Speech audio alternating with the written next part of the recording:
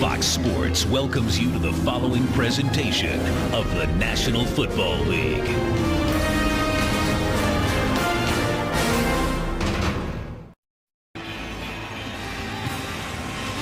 Indoors and sold out St. Louis. The Rams have won the toss. They will receive. Tim, what will you be watching? Well, they've got to protect Sam Bradford. He's been sacked 11 times and has just been hammered and hit. That cannot continue. That'll be difficult against the Redskins. The Redskins got to get their run game juiced up. It was very good in week 2. Was not very good last week against the Dallas Cowboys. And then the secondary for the St. Louis Rams. Joe Flacco just absolutely struck him often and struck him deep for 390 yards. They are playing with a couple of backup corners. That is tough. Justin King's going to have to be on his game. And Steve Spagnuolo said, don't say can we, say how can we? How can we win this game? And he said, here's what Spag said, you can't worry about the two S's, stats and statistics. Forget it. It's all out the window. I would expect them to push the tempo a little bit, maybe get out of character and do a few things different to change it up, both offense, defense, and special teams. Jarius Norwood, Danny Amendola are inactive for the Rams, so Quinn Porter and rookie Austin Pettis are back to receive Graham Gano's kick, and game 4, Redskin Rams, is underway. It's Porter. And the Rams will take it on the 20-yard line. He didn't even think about it. And Sam Bradford leading the way. Last year didn't miss a snap. Has already had some issues early this year. Just give him time and look out. Well, it's a much different offense. It's all about the big chunks. And he does have good receivers to get it to. Mike Sims-Walker, I think, was a nice addition in the offseason. They've got a very, very athletic offensive line. Love this addition. Good player. Great beard with Harvey Dahl. Maybe that's disguising the protection. On first down, Steven Jackson.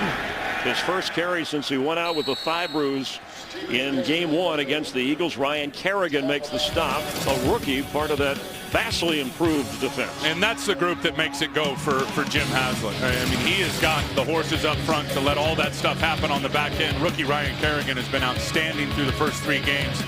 Arakpo, one of the better rushers in the league. And getting LaRon Landry back, number 30. And we'll see a lot of stuff out of him today. Big shot in the arm for the Redskins. On 2nd and 10, Jackson again with room. Steven Jackson has a first down Rams. LaRon Landry brought him down. A gain of 13. And a very, very good block up front. Steven Jackson will hammer you on the cutback, but I want you to watch the block. Roger Saffold, as he's going to go hunt up the linebacker, Rocky McIntosh. I mean, he takes Rocky and just washes him down to the inside of the defense. You can see that 235 is Steven Jackson just breaking tackles. Good play. Redskin defenders say this is the best offensive line as a unit we've seen all year, this Ram offensive line. On first down, Jackson carries again. This time the Redskins are ready for him as a helmet comes off. Arakpo made the stop. We've yet to see Bradford have to put it in the air. Well, I think what Josh McDaniels wants to do with Sam Bradford, and it is all different. I mean, it was from a dink and dunk under Pat Shurmur in the West Coast to a deep and deeper offense looking for big chunks with Josh McDaniels. Would not be surprised. Number 1, establish the running game. Number 2, you see Sam Bradford with some fast pass getting it out. And it's Jackson again. And it'll be 3rd and long. Josh McDaniels, the offensive coordinator, the former Bronco head coach, and had success, of course, in New England as an offensive coordinator there with Tom Brady and Bill Belichick. You know what I mean about Bradford? I mean, everybody's doing shotgun fast pass around the league because everyone defensively is attacking protections. You got to protect your quarterback. And Bradford, because of the long developing routes, so many times this year, he's been sitting and hitching and waiting to throw, and the receivers have not been ready to catch the ball. 3rd and 7, penalty. Start number 76, offense, 5-yard penalty, still 3rd down. And the Rams, the 2nd most penalized team when it comes to yards, another thing that's contributed to their rough start. Walt Coleman, our ref. Look at this team, and when you have a low margin for error, you can't shoot yourself in the foot, and the penalties and the drops and everything else offensively have been a problem. You saw Jim Haslett, you think blitz. Sam Bradford protected, dumps it to Jackson, and the Redskins were ready. Nailed for a loss, and Rocky McIntosh back at the 25-yard line. So the opening drive stalls for the Rams. Well, if you're going to run a screen, you better get the inside backers blocked. Watch London Fletcher right here. He's going to drop, and then here comes Rocky McIntosh. See, Fletch drops in coverage, which tells you Rocky McIntosh has got the back in coverage to the backside. He sniffed that screen out the whole way. Donnie Jones back to punt for the Rams, and Brandon Banks, who can break one, hauls it in at the 39 and steps out of bounds around the Redskin 45. So an excellent start for Washington and Rex Grossman, who will lead the offense of the 2-1 Redskins. This game on Fox is sponsored by Southwest Airlines. Find our fares online only at southwest.com. Redskins on offense for the first time today, and Rex Grossman with 5 touchdowns, 3 interceptions. Kyle Shanahan, the offensive coordinator and son, of course, of Mike Shanahan. They marked the ball back at the 42 of Washington. First and 10 and 2 tight ends with Tim Hightower. Ready. Grossman has it. Pass is complete. Santana Moss for a quick first down around the 45-yard line of the Rams. Grossman leads a lineup that seemed like they got over that Monday night loss. Yeah, and you'll see a lot of the two tight end package, especially with Anthony Armstrong, their third wide receiver, being down. Offensive line up front, they are vastly improved. Chris Chester was a tremendous addition, and Trent Williams, I think arguably here in the next few years, is going to be one of the best left tackles in pro football. You look at Trent Williams out there. 13-yard pickup, first and 10. Grossman again, he goes the other way. And he'll keep and go out of bounds. Darrell Young, the fullback, inactive again with a hamstring. Mike Sellers will be in that spot. As you said, we'll see some 2 tight ends against a Ram defense led really in the middle by James Laurinaitis. Yeah, no question. And led up front by Chris Long. Chris is having an outstanding season here for the St. Louis Rams. Laurinaitis flanked by a couple of older linebackers, but guys who have got a lot of starting snaps in pro football. That's still a work in progress. And then I think the biggest thing is you look at these corners, and they lost their top 3 corners in training camp. That's stressed out their defense. Jerome Murphy and Ron Bartell out injured as Grossman to throw again. And incomplete. Had plenty of time. He got knocked down. In the area of Dante Stallworth, Anthony Armstrong inactive with a hamstring injury for the Redskin receiving corps. And I think that they'll miss him. Now, Anthony Armstrong can fly, and Shanahan knows it. Rex definitely wanted to go deep. They want to jump on these guys the way Baltimore did and get St. Louis panicking. And clearly, Rex Grossman was looking deep to shallow that last play. He had 2 guys wide open for a 5-yard gain and didn't take it. Niles Paul checks in the game, number 94, the rookie receiver from Nebraska, who the Redskins will unveil a lot today on 3rd down.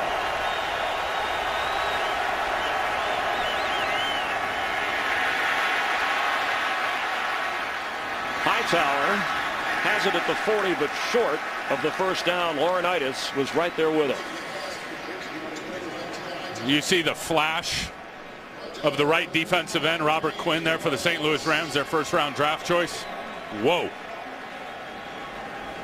And it looks like they're going to go for it. At least Grossman is staying out on the field here on 4th down from the 39. Well, I'm telling you, they want to extinguish. Now, they might try to get the Rams to jump here, but they want to extinguish any confidence the Rams have at all coming into this game. And if they pick up a first down here, Chris, they could go a long way towards doing that. 4th down.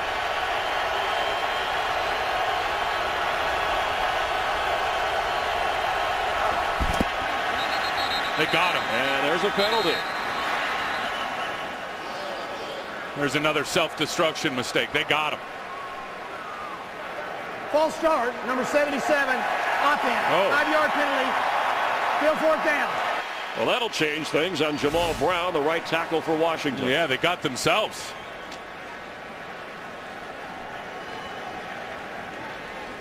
The hesitation on the rush by Eugene Sims may have created that. So 4th and 9. Sav Rocca, who leads the NFL, punts inside the 20 with 9, will have an opportunity here. And the rookie Austin Pettis out of Boise State, who's had one fair catch of a punt, is back, and we'll see him return kicks as well today for the Rams.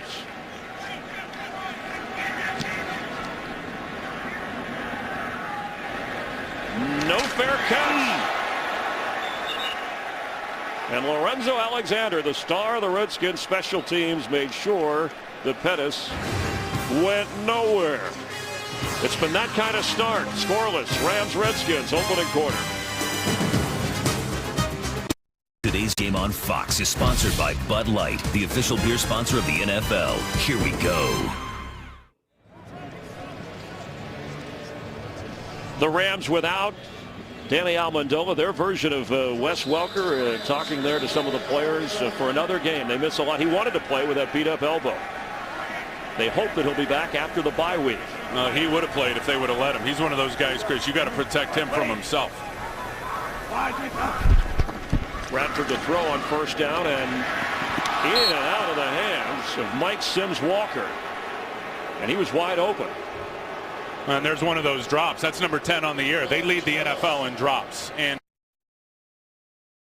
But those things add up. And again, the confidence south as that continues to happen. But that's what I expect. Short passing game. Let Sam get it out of his hand. He has been rocked this season. Leading receiver for the Rams with 12 catches is Brandon Gibson. On second down, Steven Jackson. And we'll bring up a third down. LaRon Landry again coming up to make the stop.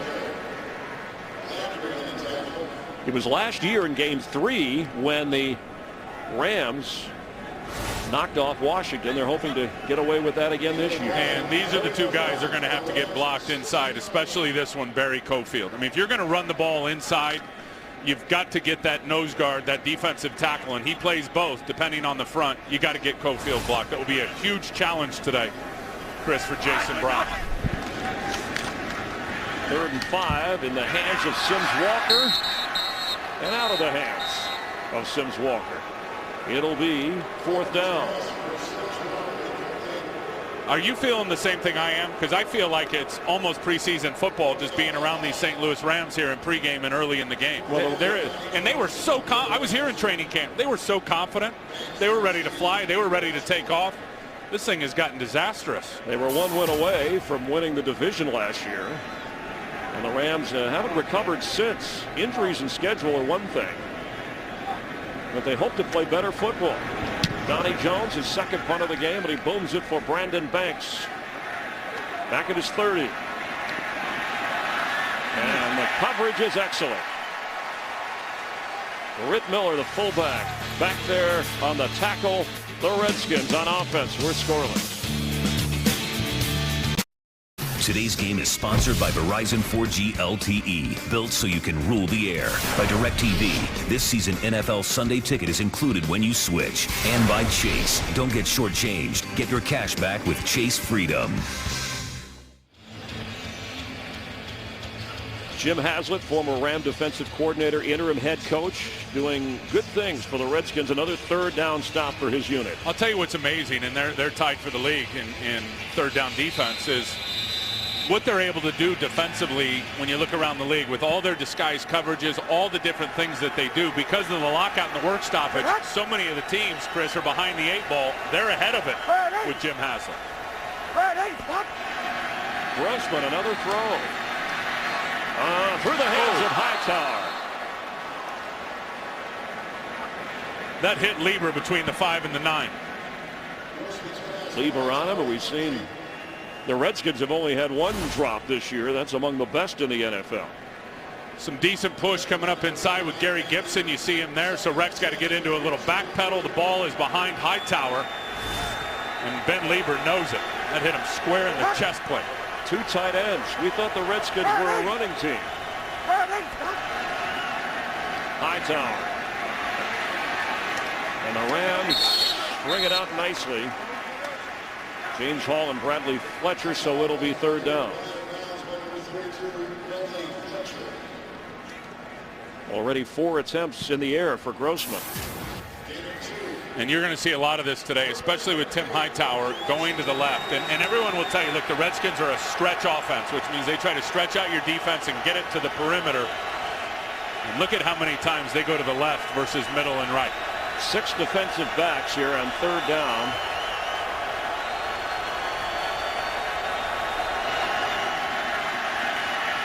Grossman down the middle of the field and complete.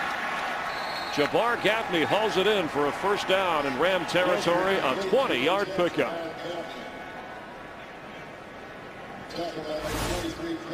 Well, watch Rex thread the needle here. Now, when it comes out on time and he's decisive and just pulls the trigger and knows where it's going, look at the accuracy right there. That was the beauty of talking to Rex yesterday. He said, look, all the preparation is done, and I think I finally learned it in my career to just go play. Let it rip and quit thinking about it. Said I have to trust myself. And Hightower gets the carry. Run out of bounds. Are you surprised that's only, what, the 2nd carry for Tim Hightower so far since they've had the football that the Redskins are throwing early as much as they No, are? not at all. I think the Redskins want to get any confidence, as I said earlier, that the Rams may have and just get it out of their head by getting points on the board early and trying to strike them quick. This is the bread and butter of their offense. You can talk Mike Shanahan for the last 20 years, and everything comes off of that outside stretch play. On 2nd and 5 after a healthy pickup, Hightower remains the back. And Hightower has it, and it'll be 3rd down. Rams were ready for that. James Laurinaitis was telling me before the game that Baltimore does a lot of that kind of blocking that the Rams do, very similar. Absolutely, and really the zone run and watch everybody come off on a track, all these guys, it really is curtailed to go against a 4-man front. And all Hightower did there was read the block by 77, Jamal Brown, and when he saw Jamal Brown had the defensive end hook, the read to the running back is punch it outside. Darian Stewart was there waiting for him. 2-yard loss. They're 3rd and 7.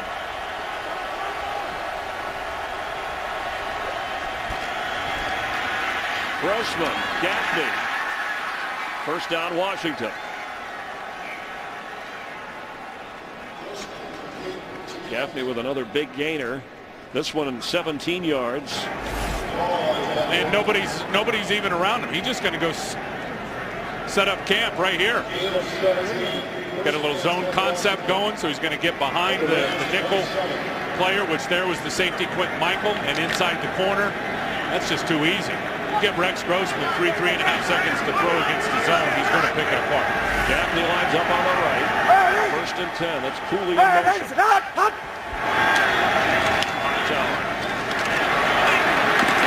Down to the 21-yard line. He's got a game break. Here's Kurt Menefee. Matthew Stafford threw a pick on his 1st drive. Tony Romo threw a touchdown on his 1st drive. This 25-yard score to Des Bryant put the Cowboys in the lead at home, 7-0. Chris and Tim. So Dallas fortunate to get away with that win Monday night at home. Looked like they're riding the momentum against the undefeated Lions. They get Tony's street cred up a little more. I heard he had 4 broken ribs and 2 punctured lungs. Keep exaggerating. Roy Halou is in. And the rookie from Nebraska, look out. 1st down, he cuts back. And gives Washington another 1st down. You know, you talk about Halou as a change of pace back. What do you mean when you say change of pace? Well, Hightower is all about the stretch. Here's Hightower, Hightower, Hightower. You get Halou in there, change of pace. He is a cutback guy. So going to push the stretch, bang, stick that left cleat in the grass or in the turf, get downhill for a big gainer. Yeah, he came in averaging 5.5 yards a carry, 2-time team MVP at Nebraska. Missouri fans will remember last year he ran for over 300 yards against Missouri as a Cornhusker and carries again. I just have a feeling we're going to see more and more of him as the season goes on.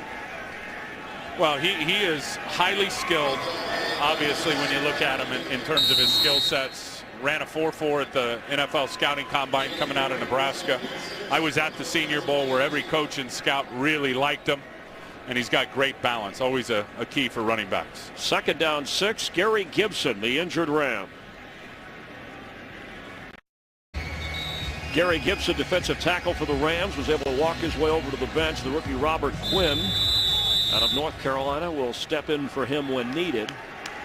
From the 8-yard line of the Rams, Grossman 4 out of 6 so far, and he's been perfect on third down as Roy Hallou stays in on second down.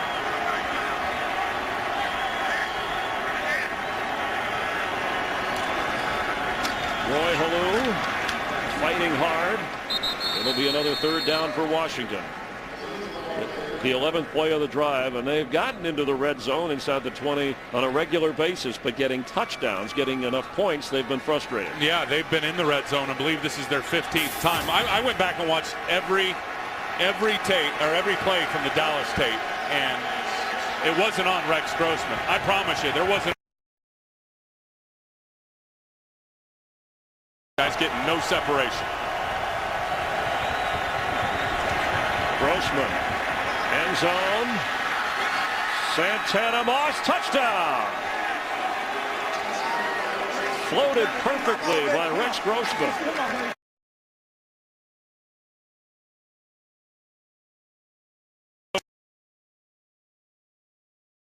Right away, looking at the middle part of that defense, that the Rams were coming with the pressure. Sure. And it's going to come from here, and it's Craig Dahl. Rex knows right away he's got Santana Moss matched up on an isolation out route. That's just pitch and catch. That's too easy, and it's Justin King again being taken advantage of. He was the guy last week, but that's a good play call and better execution in recognizing what was coming. Rex Grossman was all over it. And terrific footwork from Moss. Santana named after the musician, Carlos Santana. And Graham Gano's extra point is good. So the Redskins strike first, a 7-0 lead. Grossman to Santana Moss here in the opening quarter.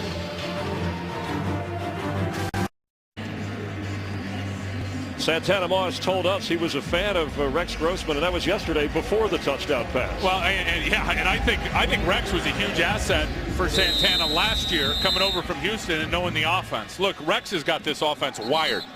Coming over with Kyle Shanahan, they were together with the Houston Texans. Santana said that was huge for him. And he remembered, he said, look, a quarterback who's been to a Super Bowl, I know what he's been through since, but I've been watching Grossman for a long time, and I'm a fan. And obviously the connection in the red zone for Washington, that's big. Well, remember what I just said. Last week against Dallas, there was no separation from the receivers on the defenders. That was clear separation as he just out-leveraged and then ran away from Justin King. Meanwhile, Gano to kick off, and the Rams in a hole once again. Quinn Porter will have a chance. It stopped at the 15-yard line.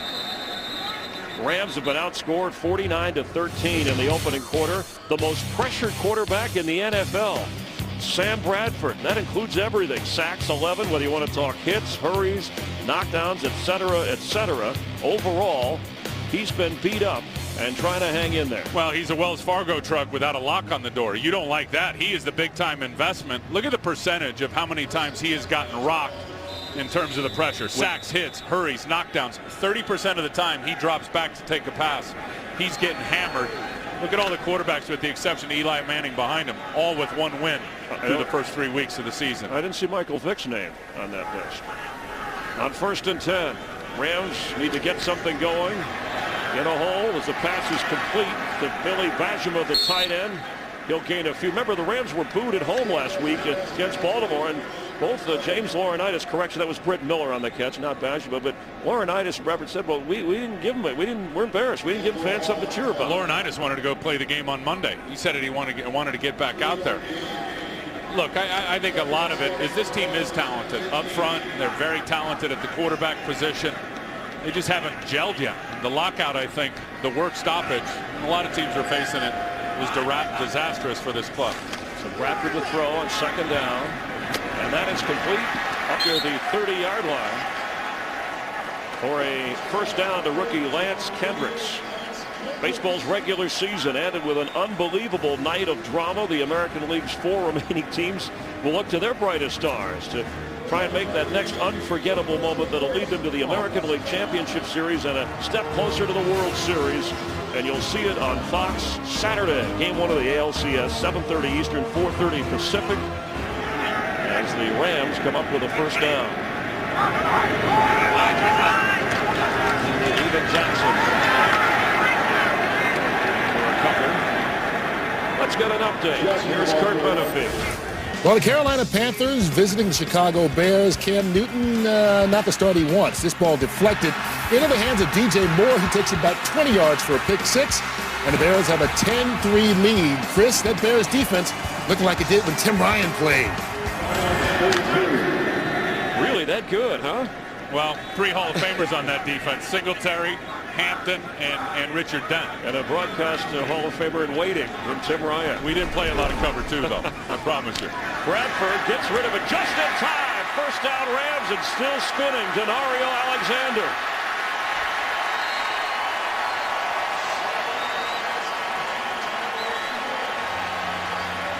A 25-yard gain. And it's all sold with a little bit of play action. You see Denario Alexander at the top of your screen. Look at this release. Quick enough to where Kerrigan's hand couldn't get there.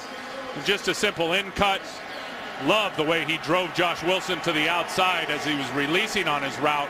Cuts hard inside. Perfect throw from Sam Bradford. They needed that big time.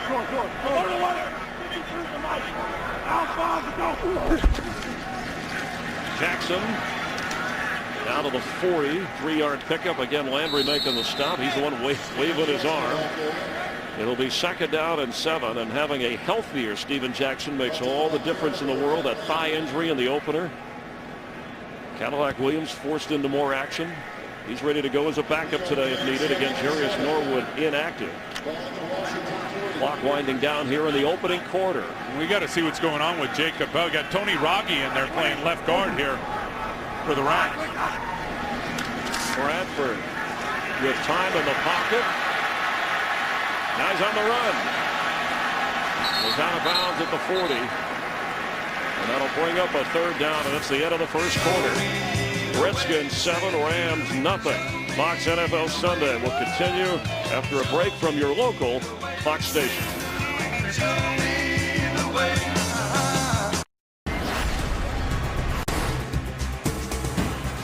Start of the second quarter, an early tipping point for the Rams on 3rd and 7 from the 40 of Washington, trailing 7-0. Bradford fakes, fires. Mike Sims Walker. Incomplete. Kevin Barnes was covering 3 times. They've gone to him 3 times, nothing. Well, and they get him in an isolation route down into the boundary. He's playing the weak side receiver, so he's over here down on the boundary, and you're going to see him take off. They're trying to get some safety help over the top. Look at this throw from Sam Bradford. That looked like it went over the shoulder of Kevin Barnes and hit Mike Sims Walker right in the hands. That's drop number 11, and that one would have been 6 points. Brutal. Rams fighting for their first win, and the punt goes out of bounds. Donnie Jones angling for the sideline and gets it down at the 10-yard line. That's where the official marks it. So a 30-yard kick, well placed. Redskins will be back on offense after Santana Moss has the only score of the game. Today's game is sponsored by Sprint. All football, no limits. Only from Sprint. By the Chevy Silverado HD, Motor Trend's 2011 Truck of the Year. And by Triple Hops Brewed Miller Lite. Taste greatness. Here in St. Louis, that's Nickelback Kevin Barnes, who is on the coverage on Sims Walker, the dropped football. Tim Ryan, Chris Myers, Ray Avent down on the field on 1st and 10 for Washington.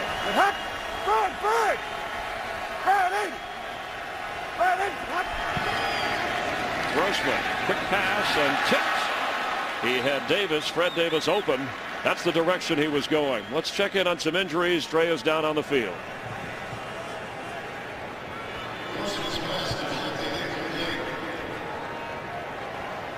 And we'll get her report on Gary Gibson and some of the other injuries. We know that Tony Raggi was in playing for Jacob Bell on the Ram offensive line. On the Washington line now, protecting Grossman at 2nd and 10 with Roy Halou the back.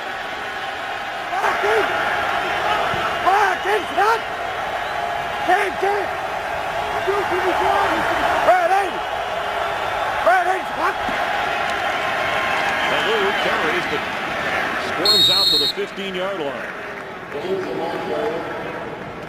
You watch Halou run, and it's what all the real good runners do, especially the cut back downhill runners, is you'll never see Halou come through the line of scrimmage with his shoulders sideways. And that's what all the good backs do. The downhill backs, they come through with those shoulders absolutely square the minute they cross the line of scrimmage. And you go out and try to tackle them, you see shoulder pads and knee pads and that low pad level. It's hard to stop. On 3rd and 5.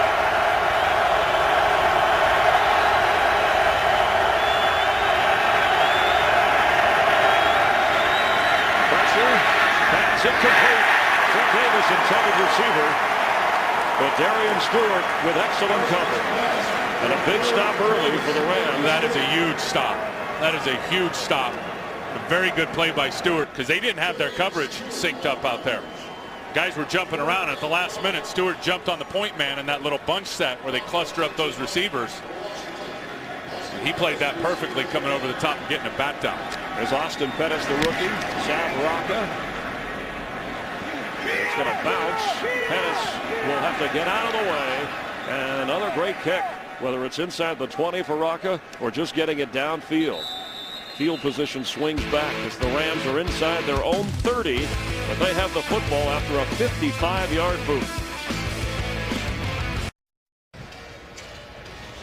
This November, Fox Sports steps into the octagon with an epic heavyweight title fight. The #1 ranked contender in the world, Junior Dos Santos, squaring off with the undefeated world champion, Cain Velasquez. It's a must-see live event, and you can only see it on Fox, the UFC Heavyweight Championship for the world. Saturday live, November 12th on Fox, the son of the animal. That guy fit right in, James Laurinaitis. And we mean that in the nicest way. His dad, the professional wrestler, as Jackson carries on 1st down for the Rams. So any kind of fast start. The Rams now trailing 7-0 here. They've been outscored. We mentioned in the first quarter, also in the first half. But it's much better than it was last week. Look, they got down so fast against the Baltimore Ravens. Steve Spagnuolo's playbook was closed on both sides, offense and defense. They were down 21-0 in the first quarter. After a 3-yard pickup, it'll be 2nd and 7. Lion. Bradford protected well, goes underneath and tipped. It was intended for Jackson. And one of the Redskin defensive linemen got a hand on it. You know, I know that with all the hits and stuff that this offensive line has been maligned. Watch Roger Saffold, who I think is a very, very good player. Watch him here on one of the better rushers in the league, Brian Arakpo. That is a wrap.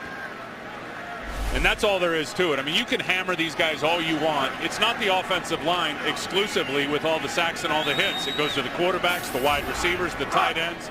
It has been a group effort in terms of the lack of protection. Pressure picked up. Bradford has to get rid of it and incomplete. He held it as long as he could. Rocky McIntosh came in from his linebacker spot, so they fail again on 3rd down. And the Redskin defense does the job. Jim Haslett's group on 3rd down. And this is just a break in protection. You'll see 52. He's going to come from all the way out here. Rocky McIntosh, it's just a delayed blitz. He waits for Steven Jackson to get up there and start to block, and then he turns on the jets and is unblocked himself and gets a big shot on Bradford.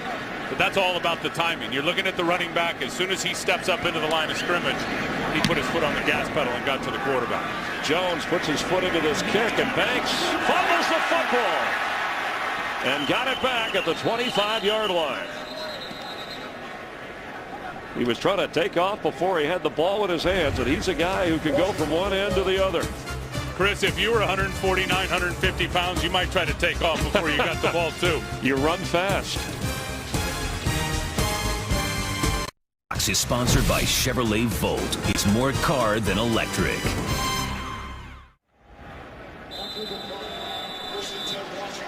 Rams have been unable to get anything going offensively. Sam Bradford going over the plays and watching Rex Grossman.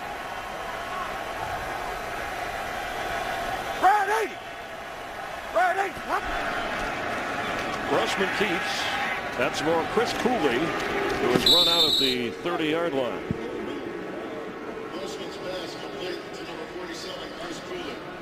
Chris Cooley telling me before the game that going into that fullback, H-back. He did some of that years ago, but when he carried the ball last week, he said he doesn't like blocking guys up close versus back off a few yards. He's just such a savvy guy, and he has leaned out now. When you look at his body weight, he's down a lot of weight, and I like it because the secret, especially for the older guys, and he's had some prolific numbers now, but older guys in this league lose weight at the end of your career, and you'll prolong your career. He lines up as the fullback here for Hightower.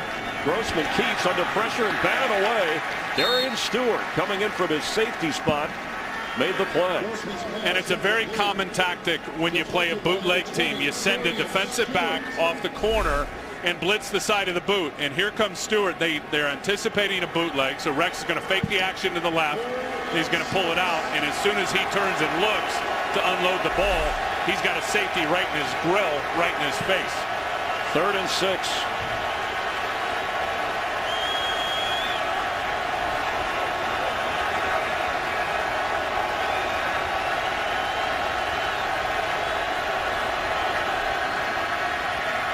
Grossman, pass complete, and Santana Moss goes out of bounds in the arms of Bradley Fletcher. Good enough for a Washington first down. Good protection. Now here's Moss. He's just going to come run an out route, but the protection is the thing that sets it all up. Chop down Laurinaitis. Good job by Hightower right there.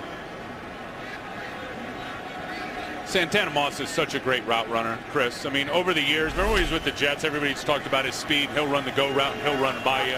Where he's the most underrated is a guy that's a true specialist and a craftsman when he's running routes. On first down, Hightower for a loss. James Hall from his end spot. That was only the 9th run. Grossman has put it up 12 times so far in the first half. 2-yard loss, so it'll be 2nd down 12. Grossman sat down and watched film this week with Oshimago Otagwe, the former Rams safety that Sam Bradford used to sit behind on plane rides to gather information. And what a huge advantage that was for Rex. Just really confirmation. Is this what I think it is? And Otagwe saying it absolutely is.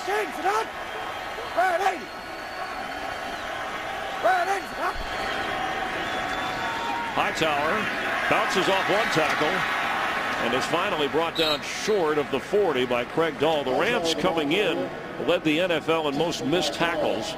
They've been doing a pretty good job on Hightower and Halou so far, so it'll be 3rd and 8. I think that's partly a skewed stat. I mean, they've been behind certainly in the first game against Philadelphia in the second half, and then last week they were desperately behind the whole game. Teams are just pounding it at them. And when you're getting 33 runs a game, you're going to miss some tackles. Defense on the spot again here for the Rams. Gaffney has been the go-to guy on 3rd down for Grossman today. See if they get after Al Harris at the top of the screen there playing corner. Grossman slips a tackle and gets rid of it. The pressure was big by the Rams to force him to get rid of it. James Hall and Eugene Sims forcing a 4th down.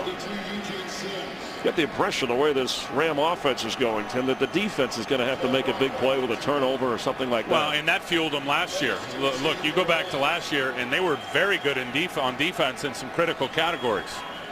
It was a big part of their 7 wins. In fact, 29 games it's been since the Rams have had a return of any kind for a score. Going to get a grounding call here, huh? On Grossman, the officials huddled. And the intentional grounding call backs him up further. Salvaraka will have more room to kick. You got to try to find the positive, right? Try to look for the positive. Yeah. Oh, that's good. Meanwhile, the Rams, with some of those drops you were talking about from Mike Sims-Walker, could be a different game. They're a little thin at receiver with Amendola out. That's why the rookie Austin Pettis is in there and helping on the return game. And they really miss Amendola. I mean, that is a huge and was a huge security blanket for the young Sam Bradford. I mean, when in a pinch, you know where to go. You get it to Amendola. So he's been sorely missed. And both of these teams go to an off week, a bye week after this. So important. The Rams wanted to get a win in somewhere. And the Redskins said, hey, we thought we should be 3-0. We'd like to be 3-1 going to that break. And remember, the Redskins came in here last year under similar circumstances. The Rams were winless at that point. That was game 3. They ran the Redskins out of the building. A 30-16 Ram victory where nothing went right for the Redskins. 10:05 to play here in the second quarter. Mike Shanahan said, you know, if we win that game Monday night, everybody says, hey, Grossman's great. He's and you lose it and they start, well, how good is Rex Grossman? He had one hiccup. He had the drop fumble at the end of the game when Spencer knocked it out. Otherwise, I thought Rex really played well. You go back and really dig into the tape. And despite the grounding call, he's played well so far here. A high kick. Pettis, no fair catch. Oh, the ball is loose. That's a muffed punt, and the Rams get it back with a gain. No. Dominic Curry got on the football. No, they're going to call it. They didn't give him room to catch it. There's a flag down. You've got to give the guy an opportunity to field the punt. Period.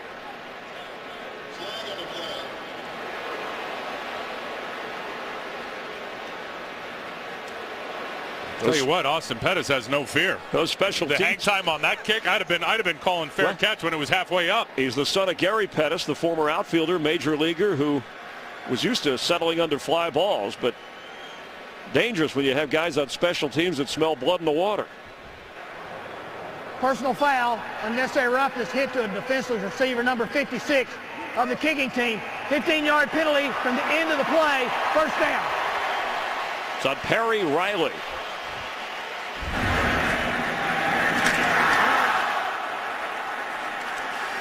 The Rams, off of the penalty, have a first down. Perry Riley is sweating out the penalty on Pettis. And listen, the only thing Perry Riley can do differently there is lower his strike zone. A great job of obviously beating the guy trying to block him, getting down the field, ready to deliver a knockout shot and get the ball out. But when a player is defenseless and a punt returner trying to field a punt, and Danny Smith knows that, special teams coach, he is defenseless. You can't hit him in the head anywhere, and that's exactly what Riley did. You got to lower your strike zone and your aiming point. So that penalty tacked on moves the ball all the way inside the 45 of Washington. The Rams need to get points out of this, trailing 7-0. Bradford to throw, has time, completes in and out of the hands. He had it and couldn't hold on. It's another drop. Michael Human-Nawanui, the tight end. That is a great throw from Sam Bradford. Watch the safeties here. LaRon Landry, 30. You're going to see, here's a Togway up here, and watch where these guys line up, and then watch where they end up. Togway ends up down the middle of the field, and then they both converge on him. That ball's got to be caught, and again, another huge drop here in this game. And that guy's scary now. I may not catch the ball either with that dude trailing me, LaRon Landry. D'Angelo Hall, slow getting up, had to be helped off the field, so he won't be out there for the next play. We'll see if Sam Bradford can take advantage. Bradford has put the ball in places, but the Rams can't hold on. He has got elite ability. He's really smart. He stands tall in the pocket. He will hang in there. He'll deliver the ball with accuracy. He's got to get some support. Football, Chris, as you know, is the ultimate team game. Been 4 big drops in this game. Byron Westbrook comes in for Hall in the corner, and they run it to Steven Jackson. He makes something out of nothing. And Westbrook makes the stop. It'll be third down. And here's how D'Angelo Hall got hurt. He comes in low to knife out that knee. On the no huddle, Tim, Steven Jackson the carry, and the Redskins were ready. It'll be 4th and short.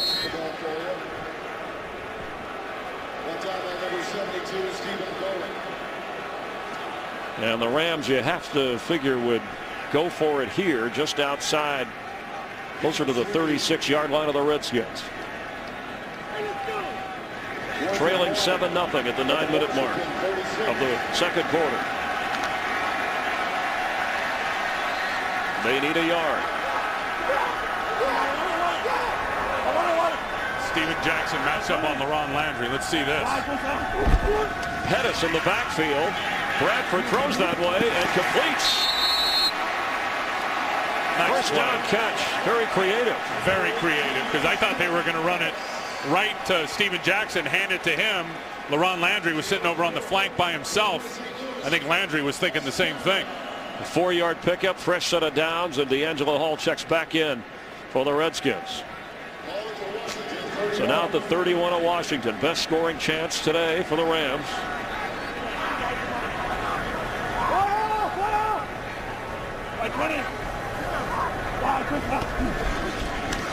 Bradford. And just off the fingertips, a little bit outside for Mike Sims Walker. A tough catch. That's good ball location, though, based on the coverage. It was really the only place Bradford could throw it, with Josh Wilson playing an inside technique and playing inside coverage. Watch 26, Josh Wilson. He's going to play it inside. Perfect ball location. Yes, a little high and a little outside, but one a lot of receivers would catch. Second down 10. Josh Wilson coming off his best game of the year Monday night against Dallas. Bradford to throw, goes the other way on a screen to Steven Jackson. They'll gain a few, but it'll be 3rd and long.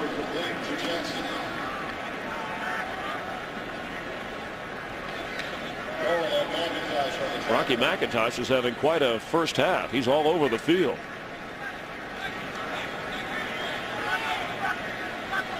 Mike Sims Walker checks out. Brandon Gibson comes in for the Rams.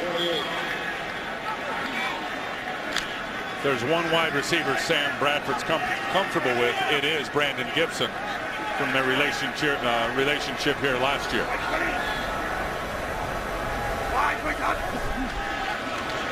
Pressure, tipped and incomplete. And a penalty flag comes in on the back end of the play as Bradford goes down. Adam Carricker, the former Ram first-round selection, was the one who batted the ball.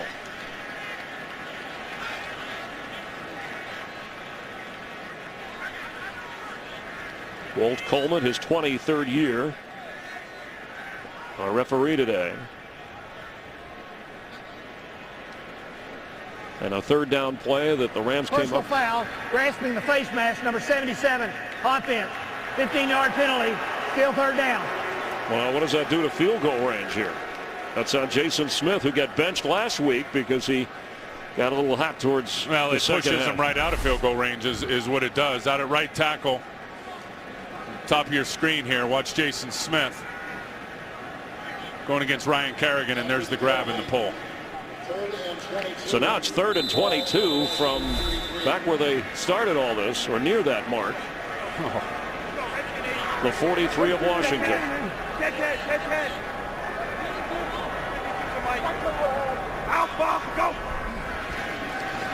Bradford, halftime, goes down, ball's out. Redskins have it.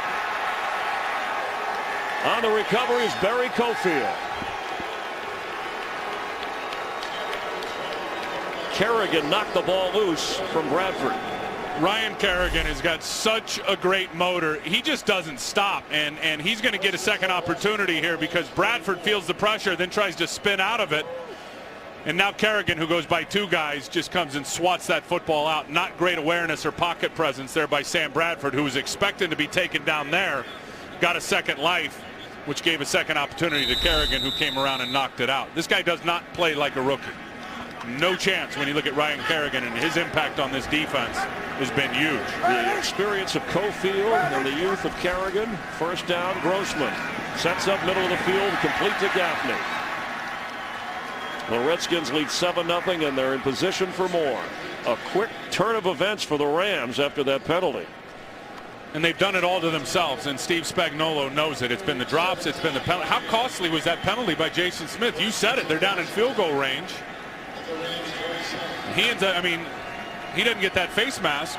They got an opportunity and a sure opportunity to get 3 points. And now the defense has to try and keep it close. Ryan Terrain is in at running back for Washington. He gets the carry. And Ryan Terrain out of the 20. Bouncing off Darian Stewart. He was the leading rusher for the Redskins last year. Now he's 3rd behind Hightower and Halou. Yeah, and Mike Shanahan keeps them all motivated, too. These guys run with attitude and desire. Listen to this as Stewart tries to come up and hit him. Listen to this. The clank of pads. Yeah, you don't want any part of that, Chris. You'll be holding the clipboard again. That's why I'm up here with you. After a 7-yard pickup.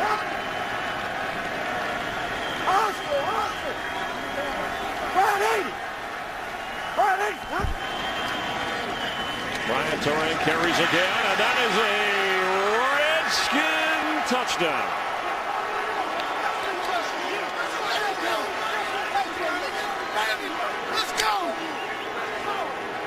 A 20-yard dash for Ryan Terrain.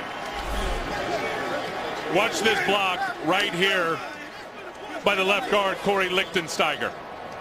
He is just going to get locked up on the backer. I believe that was Ben Lieber, who could not disengage. That got it going. That created the big hole for Terrain, who just gets downhill with that big body. Not a great angle by the safety. No chance. And again to the left side, where they've been super effective in their run game all year. So Graham Gano makes it 14-0. 3 plays, 44 yards. And it comes after the fumble recovered by Barry Cofield.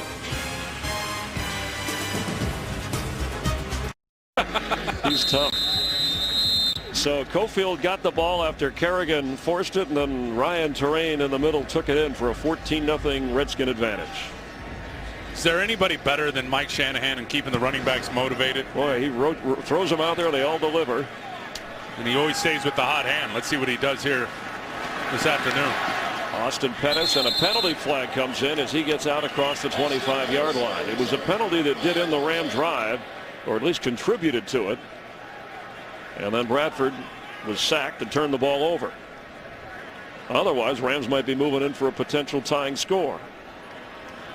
During the return, holding number 84 of the return team. 10-yard penalty, first down. That's on Denario Alexander.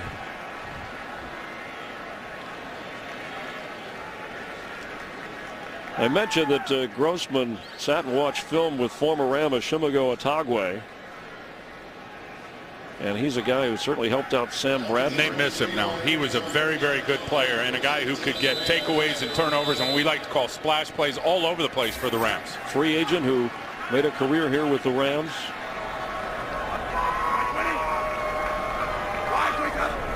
Now a Redskin, and Steven Jackson the carry. Tell you one thing that Otagwe says that he misses about St. Louis is he misses no traffic living down there in Washington now. Said it's crazy, gridlock all the time. He said that he would text some people, but didn't want to talk too much during the week to some of his former teammates. Also have Adam Carricker, who's a former Ram. Of course, Jim Haslett we talked about. But how about Fletch? How about London Fletcher about 10 years ago here lighting it up? His 212th consecutive start. On 2nd and 7. Bradford, what a grab. Brandon Gibson does hang on. That's progress. First down for the Rams after a 14-yard pickup. That wasn't an easy catch. No, and he almost dropped it. Watch this ball come out. Sam Bradford, perfect ball location. Look at, he bobbled that one a little bit. You know, Brandon Gibson, we were just talking about Otagwe, and what did O.J. Otagwe say that he worked when it was the Rams? He would quiz him. Well, he said, go study all the corners that you're playing against and then write me up a report and we'll talk about it. Made him a better receiver. Love that. Jackson carries. And the Redskins are already there. Again, Rocky McIntosh as dominant a figure defensively in this first half. There's a flag down.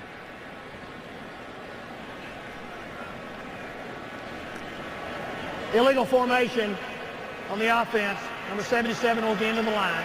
That penalty's declined. Second down. So they'll turn down the penalty. Watch McIntosh here. Watch 52, who you can't play this perfectly. He knows this is coming before they even snap the ball. Look at, he's just sitting right in his gap of responsibility.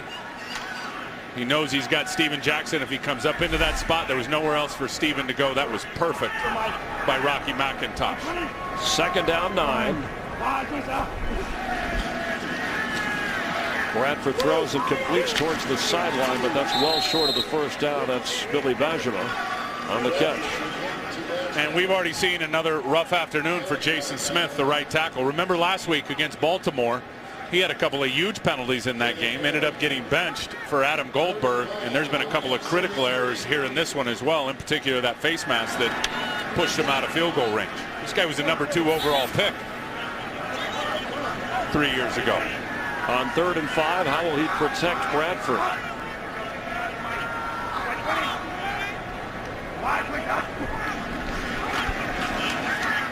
Complete. First down across the 40, Lance Kendricks, the rookie from Wisconsin.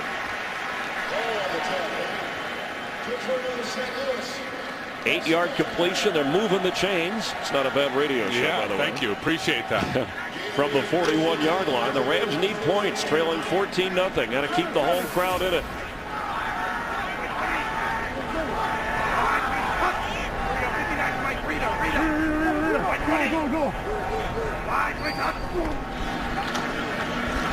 Bradford for Jackson. He does hold on. And we'll bring up second down as we inch closer to the 2-minute mark. And this is what they got to do. This is what I was talking about with Sam Bradford earlier. Taking all those shots and getting all those hits and not being in sync with the wide receivers. It's got to be gun, fast pass. Get in the shotgun, let him step, hitch a couple of times, and get the ball out early. Get a little confidence going in their passing game, which is really against the grain for which Josh McDaniels wants to do offensively. Jackson runs right into Redskin defenders. Rob Jackson got into the backfield at the 45-yard line. It'll bring up, of the Rams, a 3rd down. Each team with all 3 of their timeouts remaining, and we have hit the 2-minute warning. Redskins lead 14-0.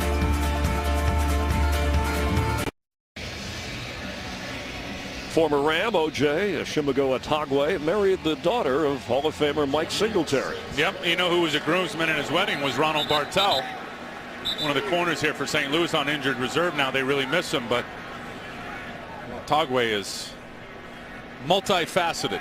Smart guy, just sitting and talking to him, and a team leader. Yeah, absolutely. Really well-rounded. Wherever he goes. All right, 3rd down and 6 for Bradford. Biggest play of the first half for these guys. They're 1 of 7 on 3rd down. They've got to get a first here to keep something going and not give the ball back to the Redskins. And somebody jumped.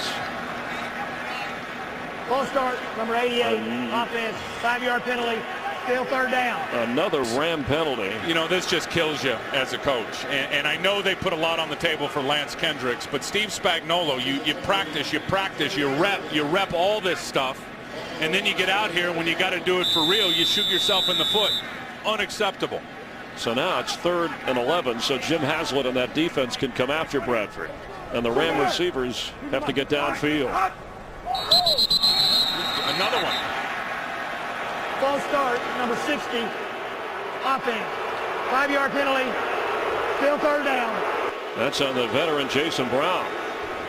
5 penalties, 40 yards. These are the drop passes, penalties. You talk about self-inflicted problems. Spags is agitated. Steve Spagnuolo, the head coach there, and he is. You talk about a nice guy. They don't get any nicer than him. We sat and talked to him the other day. We could both tell him talking to him. He is deep down in his bunker trying to get this thing, Chris, figured out. 59 to Mike. Out, Bob, go. Bradford for Denario Alexander, overthrown, and it'll be 4th down for the Rams. And again, he got knocked down. The most pressured quarterback, the most hit quarterback when you include everything this season, and the Redskins aren't letting up. So the Redskins will have a chance to add to their 14-0 lead.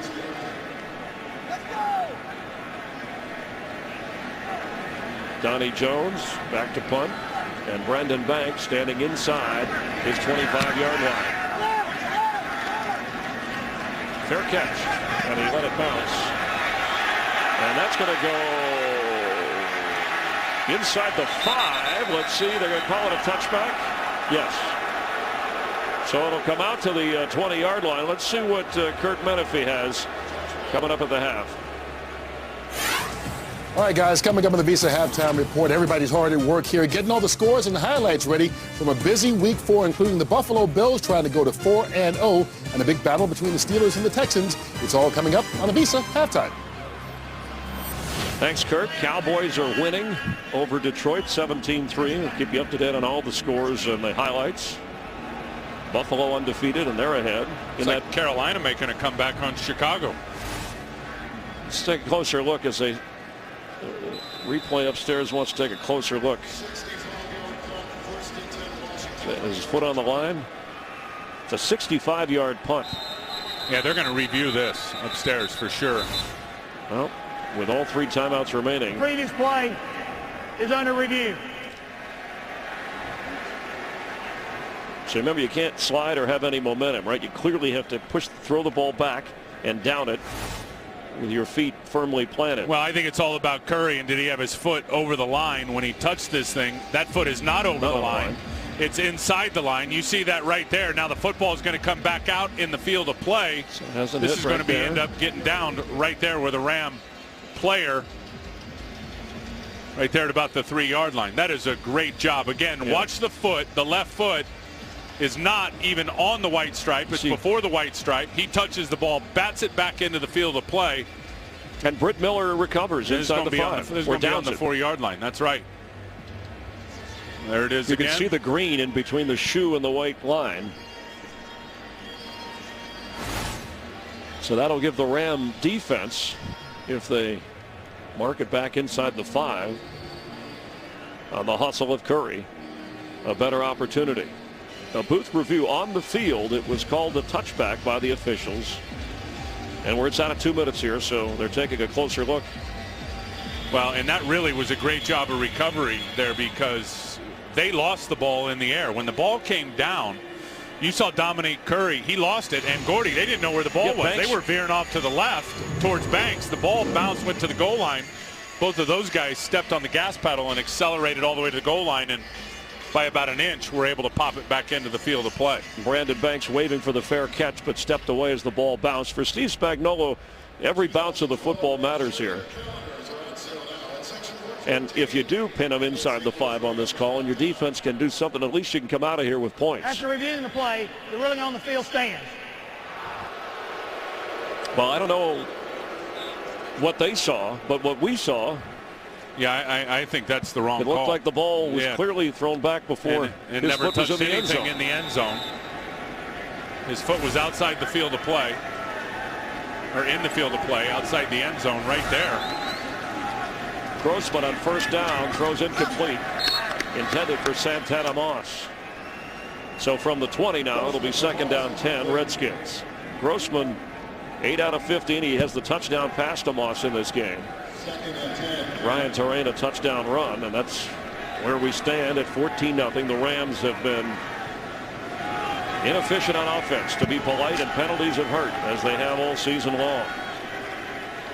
Hightower the back.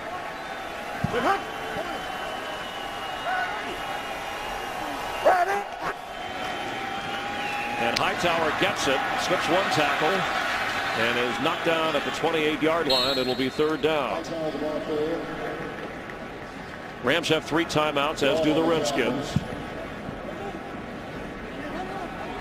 And they're not going to use it here. So that was a 9-yard pickup.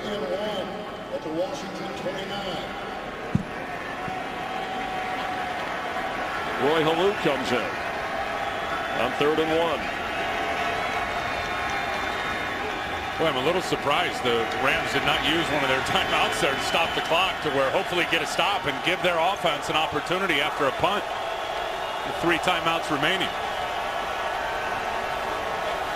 Grossman is going to let the clock run down and take a timeout. So almost a minute went by. Washington uses a timeout, so they'll have 2 remaining.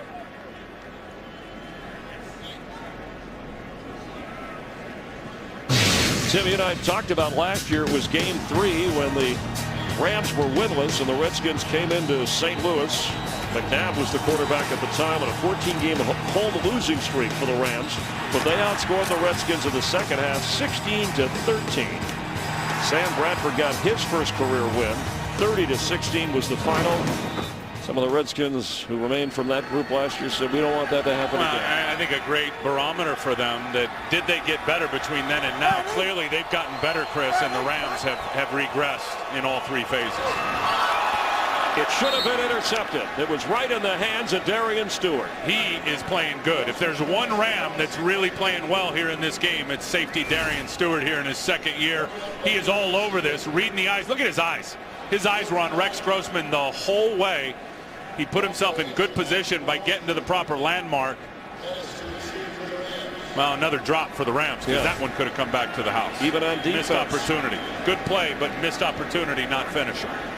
So Sabaraka to boot. The Rams let a lot of time run off that clock, which could have an effect. Again, that's a headshot again. Yeah, you can't go high. You talk about that strike zone. And Pettis is down. Pettis is not moving. Well, now he's starting to get up, but needing help. I mean, this guy is fearless. I don't know if they had told him not to call for a fair catch, but the way Rocca is booming these things, he is defenseless in the process of making the catch. He cannot get hit anywhere in the neck or head. That is helmet to helmet from Niles Paul on Austin Pettis. And that's twice in a row. You can hear the helmet. I mean, that is a perfect definition of going helmet to helmet on a defenseless player, and that's what they've got to get out of pro It's football. the helmet. 15-yard penalty from the end of the play. First down. So this one on Paul was Perry Riley before. We just hope that Pettis is okay. Look, you love the fact, the hustle of getting down there ready to deliver the big shot, but you got to lower your strike zone to the 1 and the 8, to number 18. You got to be a little smarter too about fielding the punt. You can't blow a guy's chin up one way or another.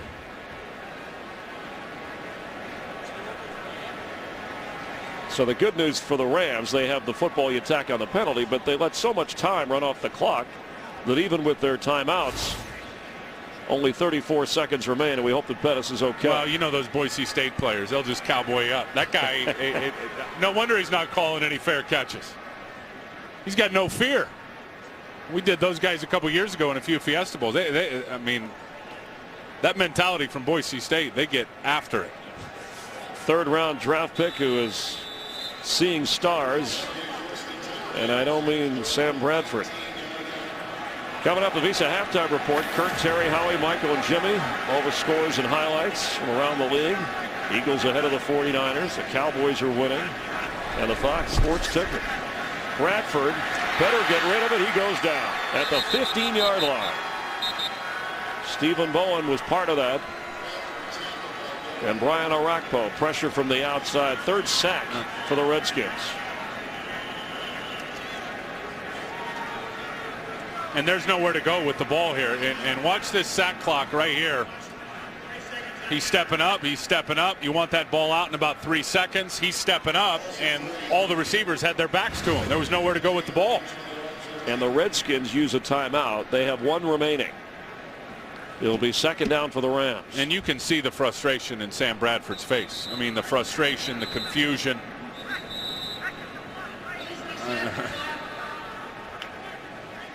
He just can't. I mean, they can't protect him. He is the most pressured guy in pro football, and look at what's happened here today.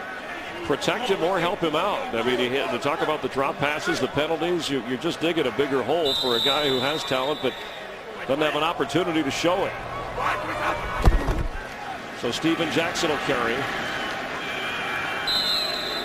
Kerrigan makes the stop, and they will need their big group because their season is on a hinge here.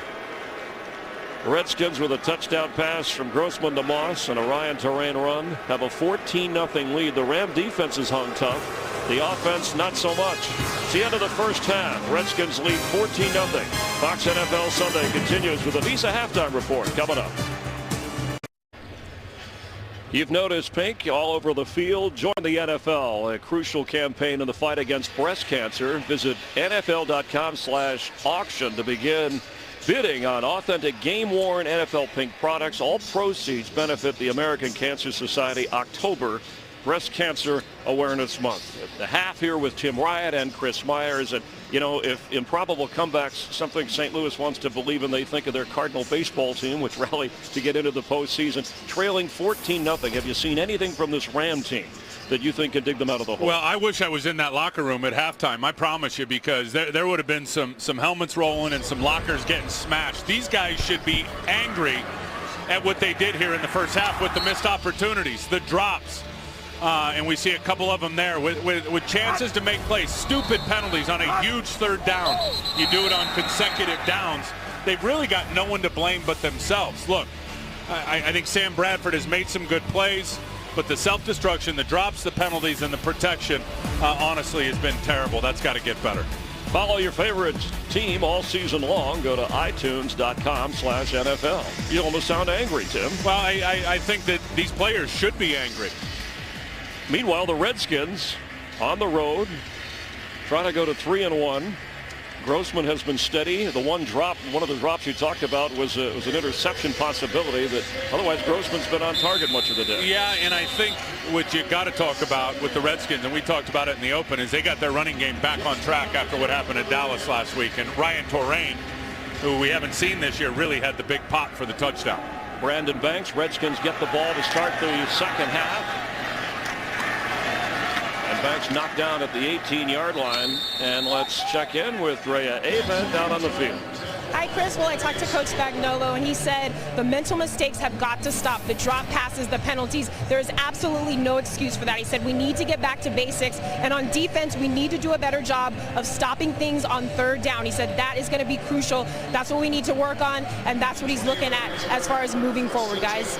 That's a great point, Trey. Think of this. The Redskins, 4 of 8, 50% on third down. That's outstanding. The Rams are 1 for 8. Ryan Torain, who touched the football for the first time this year in the first half of this game, starts the second half with a carry. He has the 20-yard touchdown run. Hightower started. We saw some Roy Halou, and now Ryan Torain. Shanahan told us he'll stick with the hot hand, and that's his history, Mike Shanahan. He gets a back that gets cranked up and gets lathered up, starts making big plays. He's going to roll with him. He was almost offended when I asked him weeks ago about you can plug in any back, and they seem to work in your system. He was offended, Chris. Not almost. He was. He handpicks those backs to fit his system, and it seems to work on 2nd and 8. And there goes Torain near the first down. Appears to be a bit short. Darian Stewart, who's what a good first half for the Rams on defense, making the stop. He's been the best player in the first half. You know, this for the Rams, the Redskins, and I think Chris Foerster does a very, very good job with the offensive line and coaching up that zone scheme, which is really everyone coming off on a zone track and playing together, and a lot of combination blocks. That 66 right there, Chris Chester, what a great addition with his athleticism, works perfectly in this zone scheme. Roy Halou checks in and gets the pitch and gets the first down. Chris Cooley checked in on that play as the fullback. So we go back to Halou. Ram defense doesn't know who's coming at him. 7-yard pickup. He's going to get a nice block out to the left too. Watch this. So they call it the flip 90. Watch Niles Paul get a nice block. And they put all the motion to the right, and then they flip it out to the 9 hole. That's why they call it flip 90, and try to get some misdirection stuff. Capitalized on some quality blocks by the wideouts. All right, Torain is back in. He gets the carry and slices through. Ryan Torain inside the 30 before Quentin Michael ran him down. Well-rested Ryan Torain getting his first workout this season at a 39-yard run. And he's going to read this block right here by Chris Chester. Chris Chester comes out. Oh, okay. You see that. You see the defensive tackle play to the outside. That's the read in the zone scheme. Ryan Torain has got his eyes on that defensive tackle. Is that defensive tackle flashes to the outside like he did? Torain, as you always hear, put your foot in the ground, one cut, get downhill. That was perfect. Great vision by Torain. This time it's Roy Halou, and the Rams are there to bottle him up. James Laurinaitis leading the way. And that's what they always talk about of it being a one-read zone running scheme. It's really one read for the back. He's got his eyes on that defensive tackle. That guy plays to the inside, he stays outside. If the D tackle plays to the outside, he's going to stick his foot in the ground. He's going to cut hard up inside. Perfect. Makes it easy. A 3-pronged attack for Mike Shanahan, and they've all done what they needed to do. 2nd down 9. Rams need a stop or the hole gets bigger.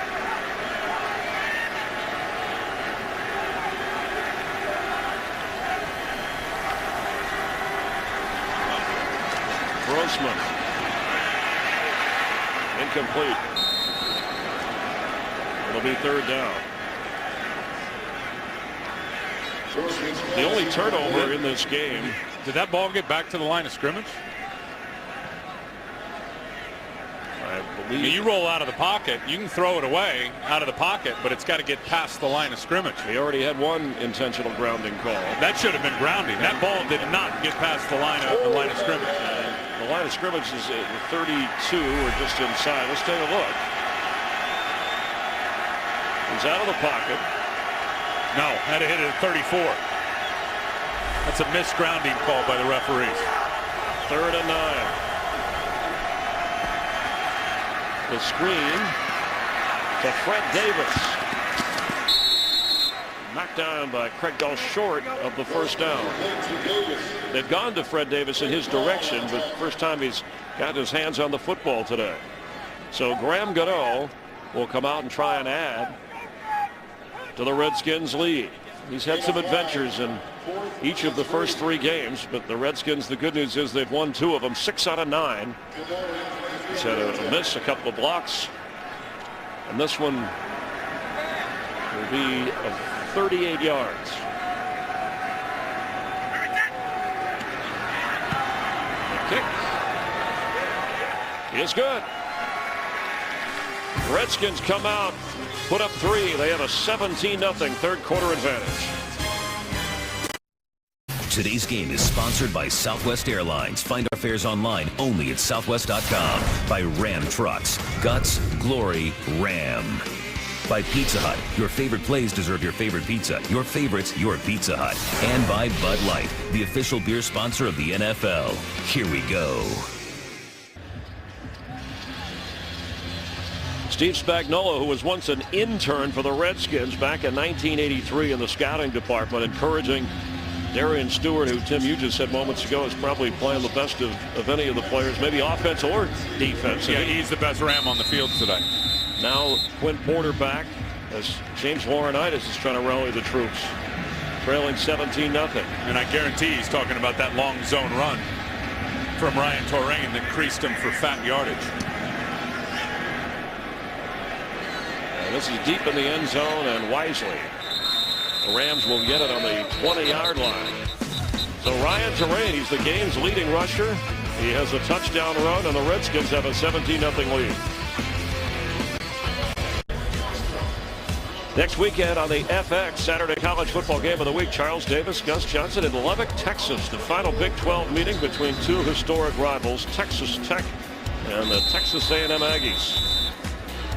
The FX Saturday College Game of the Week in high definition. Check the start time and local listing on FX in your area. 1st and 10, Bradford. Incomplete.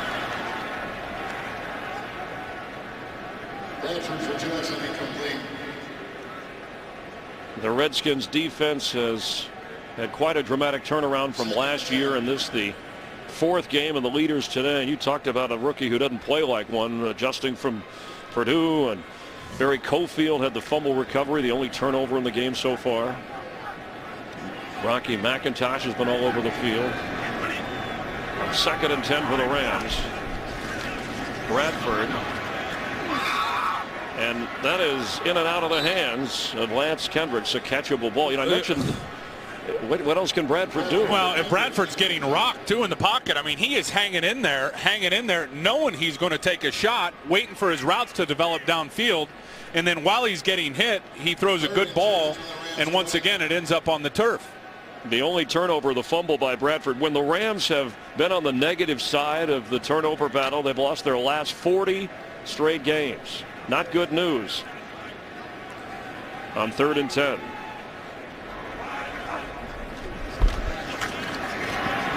Bradford hit again, throws incomplete.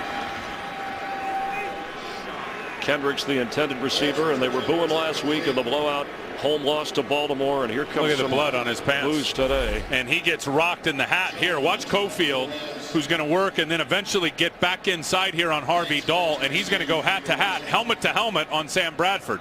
Bang. 3rd 3 and out today, and you haven't run into a coach, offense or defense, Tim, in the NFL who doesn't think Bradford is a star and is going to be a bigger star. He's such a terrific talent. But you got to let him play and help him out. Well, football is the ultimate team sport. You got to have 10 guys on your team on the same page with you. That hasn't happened. Excellent special teams play on Brandon Banks. Dominic Curry brings Banks down. Sam Bradford taking the hits and trailing here at home. Today's game is sponsored by Verizon. Get coverage of every NFL game on NFL Mobile. Call Star NFL from your Verizon phone to get NFL Mobile.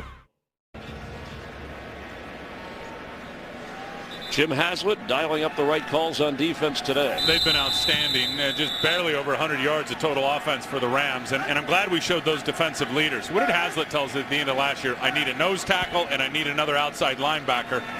He's got him. Grossman to throw. Goes underneath to Fred Davis. Short of the first down. You talked about how it's a complex defense, and new players, and yet they've made it work.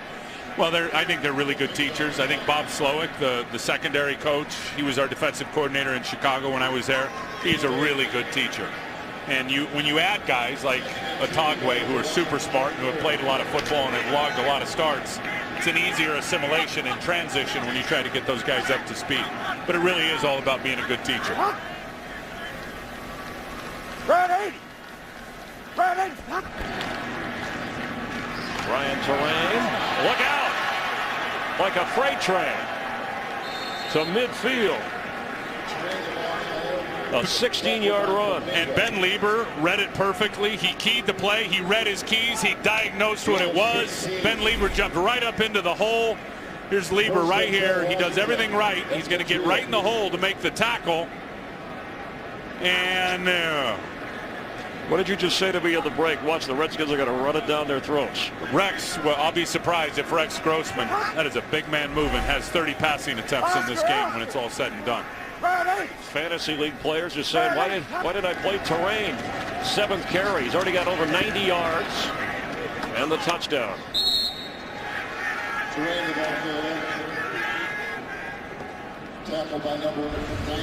Get coverage of every NFL game on NFL Mobile. Call star NFL to get National Football League action right on your phone. And that look tells you what Ram fans are feeling and have felt all season long. Going to an off week, they didn't want to be 0-4. Meanwhile, the Redskins wanted to get to 3-1. Well, and you know how coaches do it. They all look at the first 4 games as getting to the quarter pole and break the season down in 4s. Terrain slips out of another tackle, gets near a first down at the 41-yard line of the Rams. Closing in on a 100-yard day is Ryan Terrain. Well, we showed the Ben Lieber missed tackle, and that was for a bigger chunk, but this time it's Brady Papinga who comes from the backside. Here's Papinga. He's going to slow play this on the backside, waiting for the cutback. And again, he's in perfect position. He's sitting right there, misses the tackle. So it's 3rd and 1, Tim, with 3 tight ends in. A chance for the Ram defense. We're going to get the Chris Cooley dive play. You saw it last week. They tried it twice, and 1 out of 2.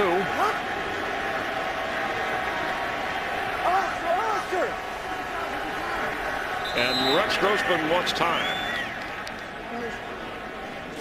So facing 3rd and 1, and with a 17-0 lead, the Redskins will talk it over.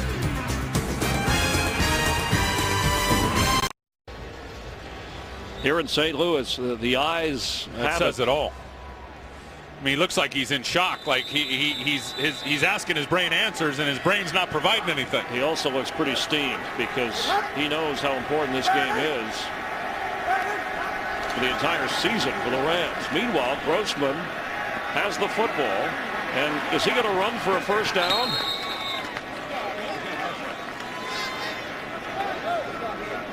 Must be the 12 pounds he dropped, Chris.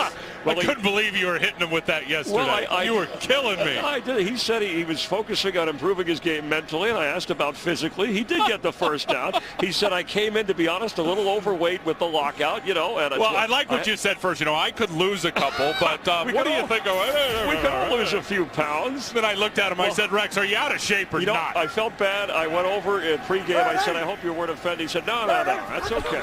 Maybe I'll look. He said, my wife, look at this. As Ryan Terrain carries. He said, my wife and mom want me to keep the weight on so I can take the hits when I need to.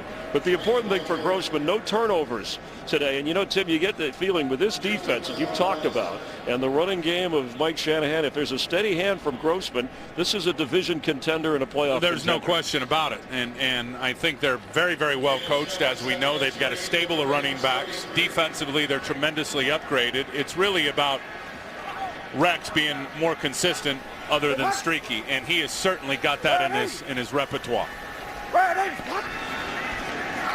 He's rolling the other way. Grossman gets rid of it, tipped and incomplete. And that's exactly what I'm talking about the streaky take a chance Rex. Forget it. Throw it out of bounds.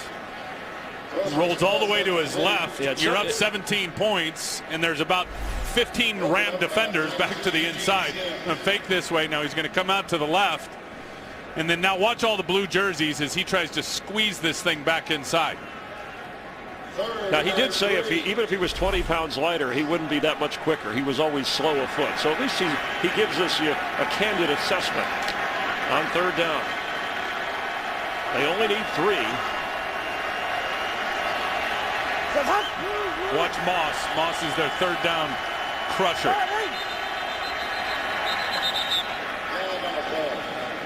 It's going to be a delay of game. Delay of the game. Offense. 5-yard penalty. Still third down. So that'll change Kyle Shanahan's call. And it hurts your field goal possibility if you see the look on Chris Verster's face, the offensive line coach right behind Kyle Shanahan. I'll make a note of that. Oh. So now it's 3rd and 8 from just inside the 39.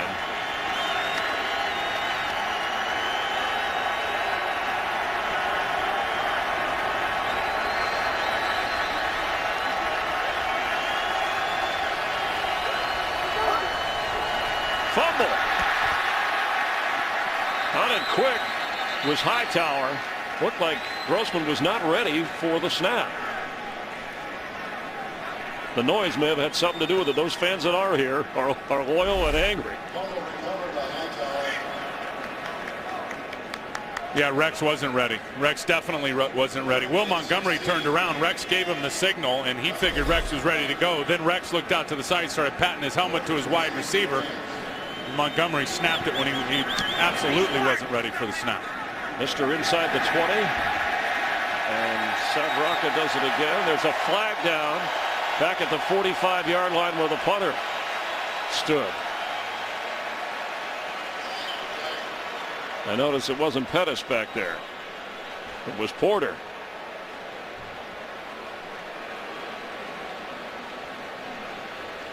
Rams special teams coach Tom McMahon looking on.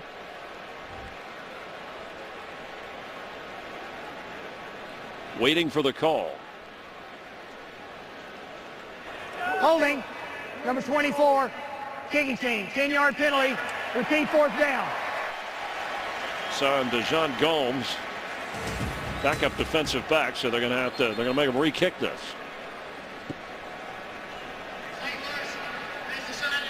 At the 10-yard penalty on to the dead ball spot. 1st down. Yeah, you got the option to force a re-kick, or you can add the yardage on the return. And Steve Spagnuolo has just chosen tack on 10. We'll take the ball. Hey, the way his punt returners have been getting nailed, good call.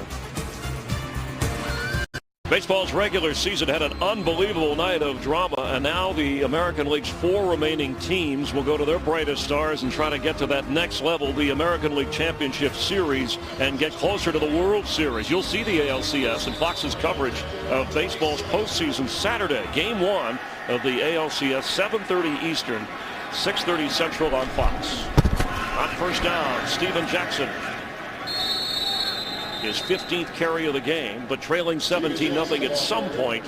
That part of the playbook is pushed aside. Well, they're just trying to, they're just trying to give Sam Bradford a little help on the 2nd and 3rd down opportunities, so they're not 3rd and super long. So they'll run Stevens on the early down, but down 17 points, and I know there's still a lot of time left to go in this game.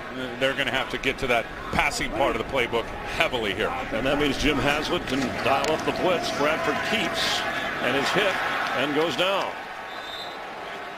Oh, Ryan Orakpo got to him. That's the 4th sack. And Sam's been under pressure all day long, and it's come from both sides. This time from his right. Now he's going to get it from his right again. The ball comes out. This time it comes from his left. There's a Rakpo. This time it's right up the gut with LaRon Landry. Follow the blood trail right to the quarterback, and it was a Rakpo that last time. And look at this. Look at where the heats come from. 11 from the right, 12 from the left. And have gotten sacks from both sides. Where will it come from on third down? Bradford behind and incomplete. Lance Hendricks, the intended receiver. Kendricks, the draft pick, second round pick out of Wisconsin. So now it's fourth down.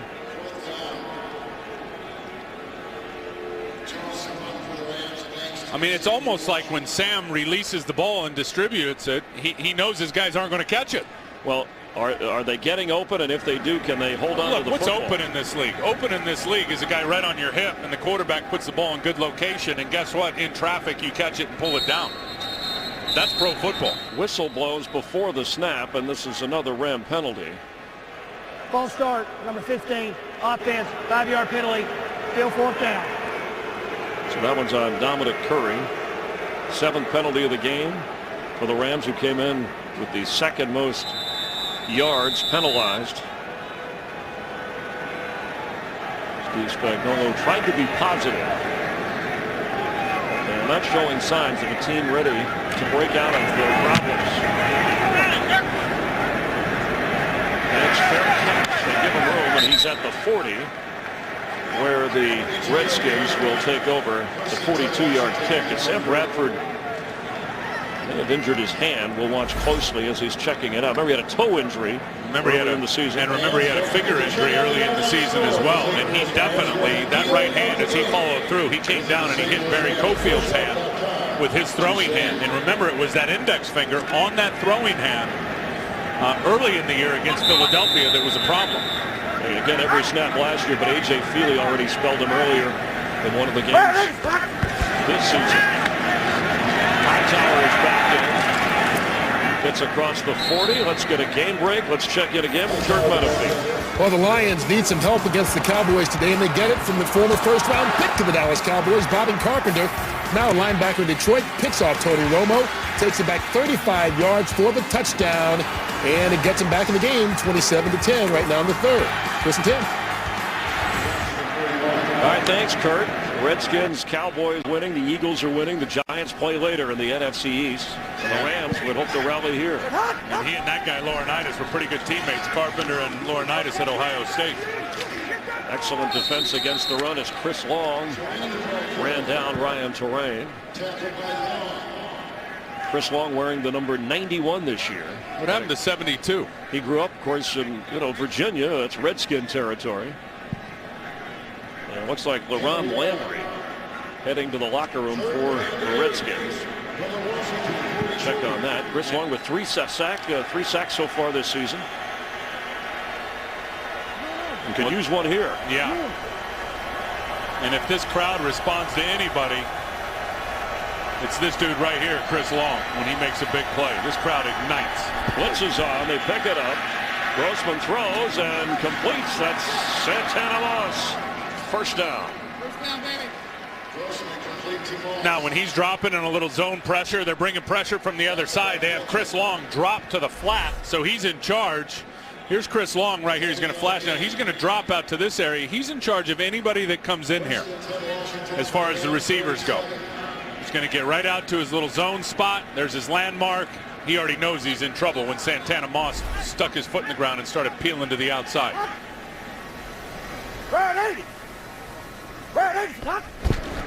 Blitz run. Ryan Torain near the 40. How can you not be impressed with Ryan Torain, who Shanahan's been talking about for 2 years as the guy? He broke his hand, remember, in training camp. His vision is sickening good. 169 rush yards. Quentin Michael was coming on a blitz there. He saw it the whole way before he got a handoff and then popped outside around the pressure player, the fill player, who was Quentin Michael. This guy's good. 113 yards of that on the ground from Torain. He gets the carry again. powering near the 35 before being pushed back. He looks bigger than 6'1". He gets out. Yeah, he looks bigger than 216 pounds. He's long and angular when you look at his body type. He got the first down, Tim, so they're chewing up the clock. They're moving the football, and they're keeping it away from Sam Bradford. That might be a good thing for Bradford. At least he's not going to get hit sitting over there.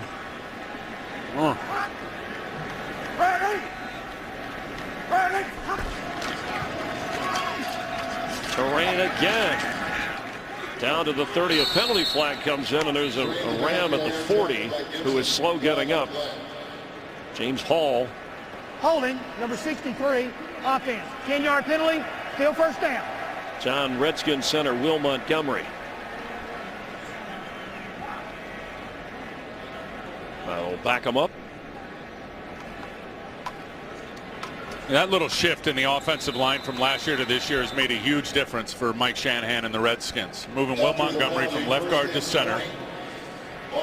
From right guard to center, keeping Lichtensteiger in there at guard, and then bringing in Chris Chester. So you shake up 2 of the 3 on the inside trio, the center and both guards, and it's made a huge difference in their run game. Grossman. Pass is caught, falling to the ground on Fred Davis on the throw. It'll be second down. Fred Davis came in with the most receiving yards of anybody on this Redskin team. So now it's 2nd and 13 as they cut into that penalty yard. Not even the most receiving yards, but what goes to that is the most explosive plays. I mean, this game is about explosive plays of 20+ on either the run or the passing game. He came in leading the Redskins in all tight ends with 7 plays. Fred Davis over 20 yards. The balance has worked today for Kyle and Mike Shanahan. Engineered by Rex Grossman. Quick pass to Santana Moss. Penalty flag comes in on the end of the play. Al Harris, who will be 37 years old in December, in on the nickel coverage. They might get Trent Williams out here on the edge. So the left tackle against Justin King, I believe. Redskins starting to have some problems with penalties, but they have a 17-0 lead.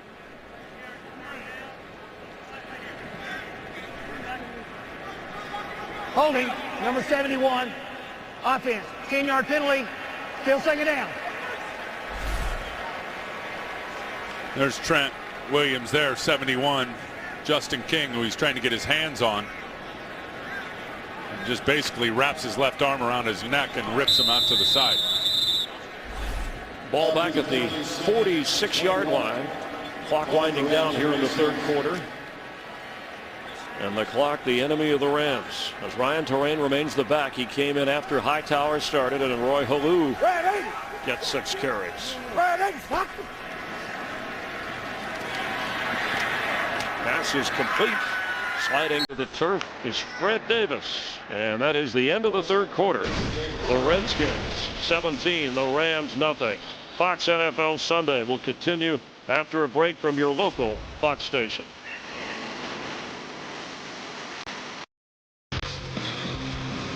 A steady Rex Gross with a touchdown pass to Santana Moss, who has 4 catches, and Ryan Terrain, the third back to enter the game for Mike Shanahan's offense, over 100 yards and a touchdown. And despite a short week, the Redskins protecting a 17-0 lead. And you got to give them a lot of credit for that. I talked about them being emotionally drained. These cats are emotionally stimulated. Terrain's been a big catalyst to that here in this second half. On third down, Grossman to Gaffney. And the second half yardage, more than 150 yards for the Redskins, -4 for the Rams. And the overall numbers through 3 quarters, the dominance of Washington is evident. 307 to 99 in total yards. Look at the sacks. Sacked 4 times to 0, more than, or right around 10 minutes, and an advantage at time of possession. And a big chunk of that has been here in the second half. Redskins have dominated. Kyle Shanahan has been flawless in his play calling. And Chris, it's been terrific balance when you look at it. Only 24 throws for Rex Grossman. He has been on point. What wasn't on there, drop passes. The Rams had quite a few early, including an interception, that shifted this game. Ball's out. Terrain had the carry. Let's see who has the football.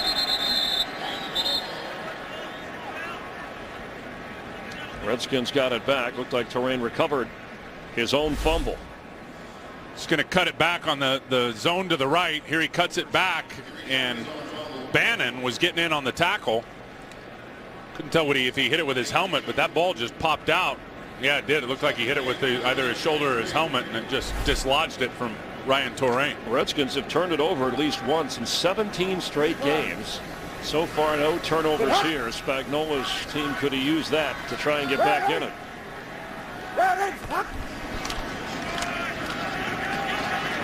Terrain spins out of a tackle, but is eventually brought down by the third wave of Rams. Quentin Michael up from the safety spot. One thing about all three of these backs, and it's been Terrain here really second quarter and on getting the bulk of the carries, is every one of them runs angry. Like it may be their last one, with looking over their shoulder with the head coach over there evaluating them play by play. A third down from the 26. Tim Hightower checks in. Roy Halou looks on, and Terrain catches a breather.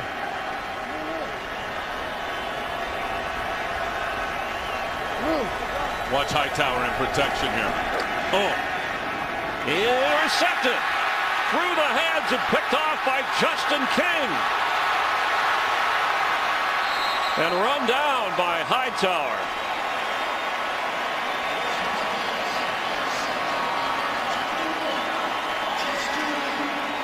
That turnover string continues for the Redskins. And a tough break for Grossman. And this one's not on Rex, and it's picked up right. He sees the guy to go to. First of all, Hightower in protection perfectly. Here comes the crosser from the left side. Moss there. And that ball just hit him right in the hands. Santana dropped it up in the air. Tips and overthrows over the middle of the field can be disastrous. That one's on Santana Moss. And boy, what a break for the St. Louis Rams. My goodness, Chris, did they need that? Bradford to the air right away to Bagina. Inside the 25. Justin King was torched last week when the Ravens came to town and tried to make adjustments, and he came back with the interception here. We have yet to see Jim Haslett run his patented zero blitz, where he's got zero safeties down the middle of the field and he's sending 8 guys. And I'll tell you, when you get down near the scoring position, defensive coordinators in today's game love sending the house on your quarterback. Steven Jackson, no. It'll be third down. Rocky McIntosh was there.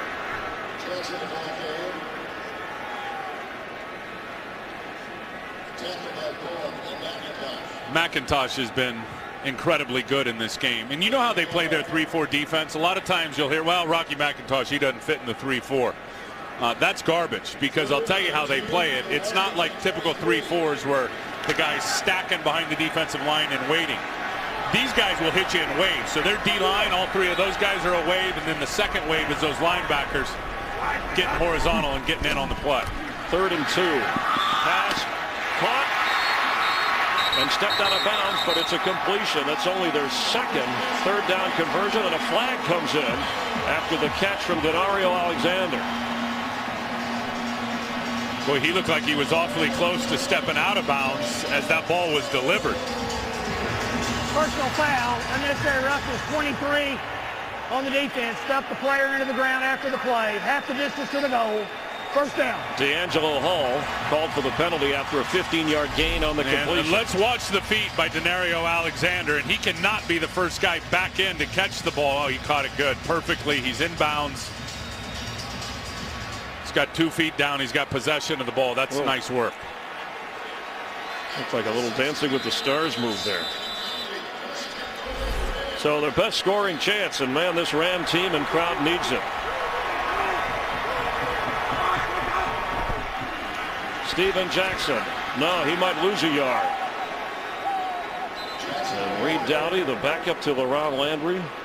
Rakpo stacked it up on the inside. Reed Dowdy comes with a run blitz or a run pressure from the outside. There was nowhere for Steven Jackson to go. Watch 98, and then you'll see 37 come flying up into the screen. See 98 stack it up, a Rakpo, and then he wrecks it, and Reed Dowdy comes in and cleans it up. 1 yard loss. It's 2nd and goal for the Rams. Mike Sims Walker is on the right. Denario Alexander on the left. Bradford looks one way and is in trouble. Penalty flag down. The pass is incomplete for Britt Miller. And another self-destruction penalty. This one's going to go on Roger Saffold, the left tackle. Holding, number 76, offense. 10-yard penalty. Still second down. Arakpo once again having a major impact down here in the scoring zone. Look at him just take an inside charge. I mean, a great speed rusher. You're always playing him that you don't want him to run around you to the outside. And Michael Strahan will tell you, and I remember talking to John Runyon about Mike. He said Mike, and Runyon with the Eagles, he said Mike was a great player when Mike developed the counter move. When you were always worried about the speed in the outside rush, and then he could break you off by crossing your face. It's exactly what Arakpo just did. 2nd and goal from the 14. Pressure, pass is incomplete, intended for Steven Jackson. So the Rams got close. Now they've backed up. It's 3rd and goal. Well, Ron Landry has come back out of the locker room. He's on the Redskins sideline. Reed Dowdy in for him. Saffold is ailing. That is a tough job trying to block this big boy right here, Brian Arakpo. And he has given Roger Saffold every bit and more for him to handle. Whoa.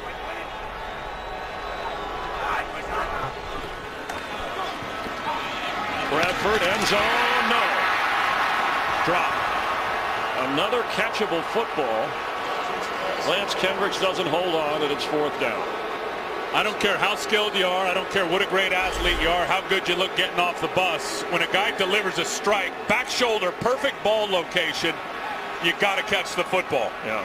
And Bradford's just trying to survive out there. He still delivers the ball. I feel bad for Sam Bradford. I do. He is hanging in there. He's trying like crazy to let routes develop. He's getting hit. He's getting blasted while he's trying to deliver the football and distribute it. And guys aren't making plays for him. So the interception leads to this, a 32-yard field goal that is up, out, and good. So the Rams are finally on the board. Just over 10 minutes to go. The Redskins get a win on defense because the Rams couldn't hang on. They trail 17-3.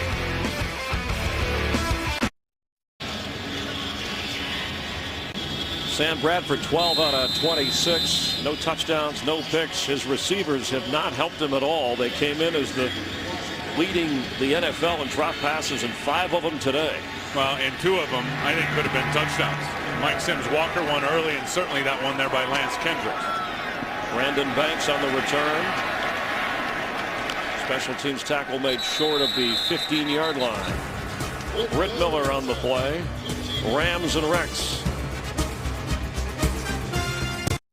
Kyle Shanahan is dialed up. It went from Tim Hightower to Roy Halou and Ryan Terrain having the 100-yard plus day on the ground. Boy, and what a great thing to have 3 guys that are all different that can crank it up like that. And as a defensive player, you got to play them all different. One's a stretch guy, that being Hightower. One's a slasher in Terrain, and one's a cutback guy in Halou. And this is Terrain, who didn't carry the football at all before this game. Yeah, he just carried Ben Lieber about 6 yards, though. And with 9:50 and counting and a 2-touchdown lead, the Redskins want the running game to work and keep it away from Bradford.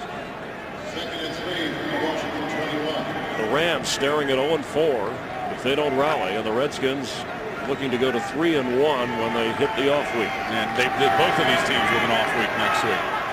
It will be psychologically demanding for the Rams if they slide into that 0-4.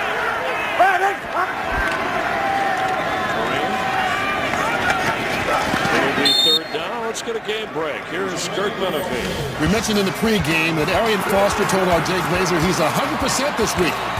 I guess so. 142 yards rushing against the Steeler defense, 42 on this touchdown, and the Texans have a 17-10 lead late in the 4th quarter. Chris and Ted. Thanks, Kurt. Houston, a different team at home. Houston, we've got a good problem. We can play defense. And we've got a couple of running backs and a quarterback who isn't bad. On 3rd and 3.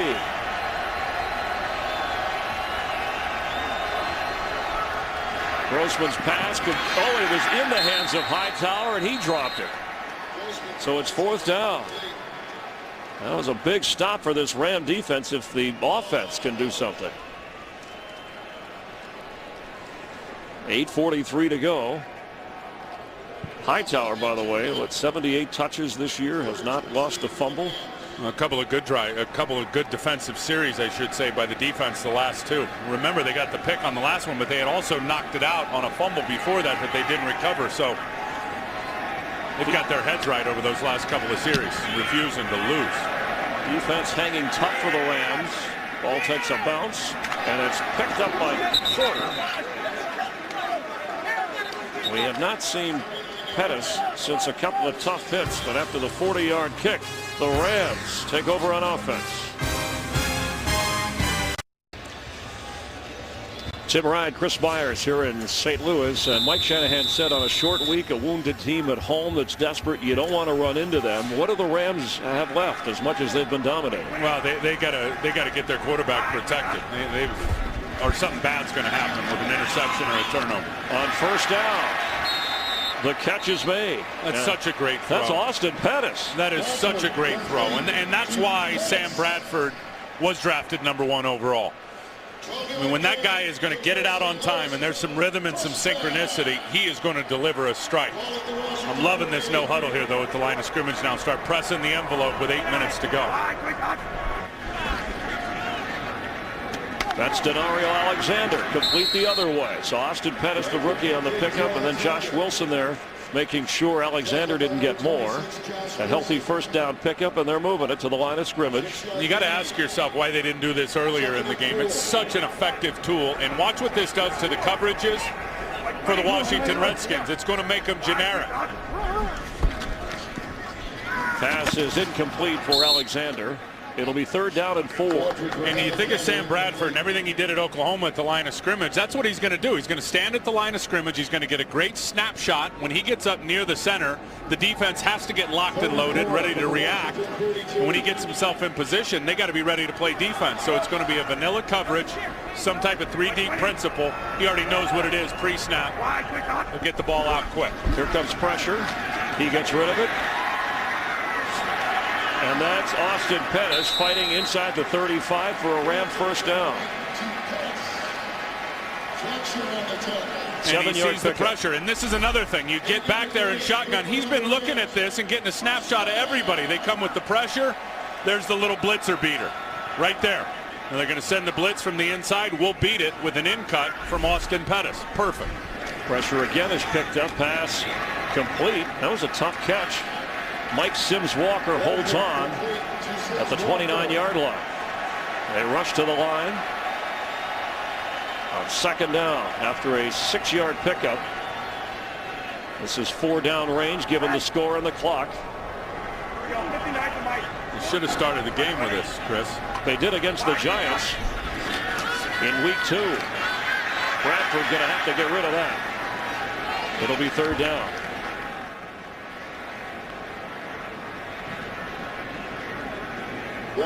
I asked him on Friday, I said, what do you achieve by being in the huddle for 25 seconds? 25 seconds. He said, well, we you know, the communication. I got to give guys, got to look at Lance Kendricks and say, remember this, and a tip here and a tip there. Forget it. Get to the line of scrimmage. Make it more difficult on the defense who's trying to defend you.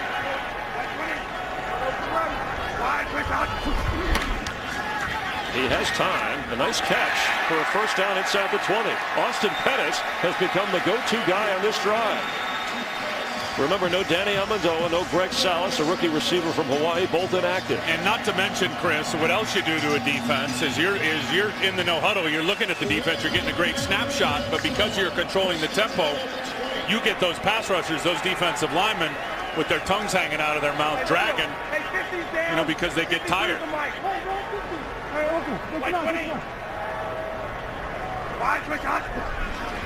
Bradford gets rid of it, and he had to get rid of it early. And he goes down, and a flag comes down. The pass was intended for Steven Jackson, but Rob Jackson. Personal foul, rubbing the passer at number 50 on the defense, driving the quarterback several yards backwards. Half the distance to the goal, first down. Here he comes, here, 50, and he does a great job of knocking the hands down. Look at him knock the hands down Aragi. Now, right here, you can't drive and slam to the ground. At that point, you've made contact with force. The ball's been out. You cannot continue with the extracurriculars and driving them and pouncing your body weight on the quarterback. So the Redskins with a penalty that gives the Rams a first and goal.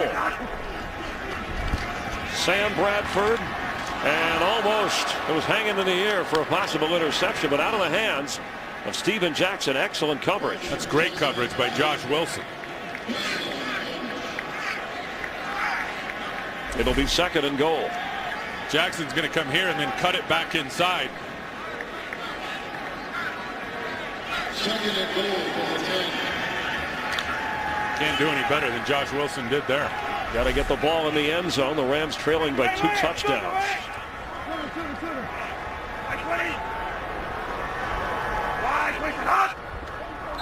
And somebody jumped again. Well, and they're lined up in that zero blitz look for Jim Haslam. We've got 8 guys up on the line of scrimmage, sending the heat or disguising the heat. Number 88, offense, 5-yard penalty, still second down. All right, Lance Kendrick's called, and they have their 9th penalty. And that's the first zero blitz we've seen all day. 1, 2, 3, 4, 5, 6, 7, 8, and there's 0 safeties in the middle of the field. That's why they call it a zero blitz. And they ran 3 of them at the end of the game against Dallas, and that's where they got beat on that zero blitz right at the end. But the headline is another Ram penalty digs a further hole on second and goal. Here they're showing it again. Let's see if they drop off. Yep. Bradford just off the hands of Lance Kendricks. It was a play the Rams had to make. It'll be third down. Look, no safety in the middle of the field. That's the zero blitz, but it's a disguise because you're going to see guys drop and get into coverage. Kendricks once again on the post. A catastrophic drop. Catchable footballs the Rams can't hold on to. Third and goal. Here's that look again, too. 8 up. Bringing them all. But Bradford floats it for Steven Jackson. Touchdown.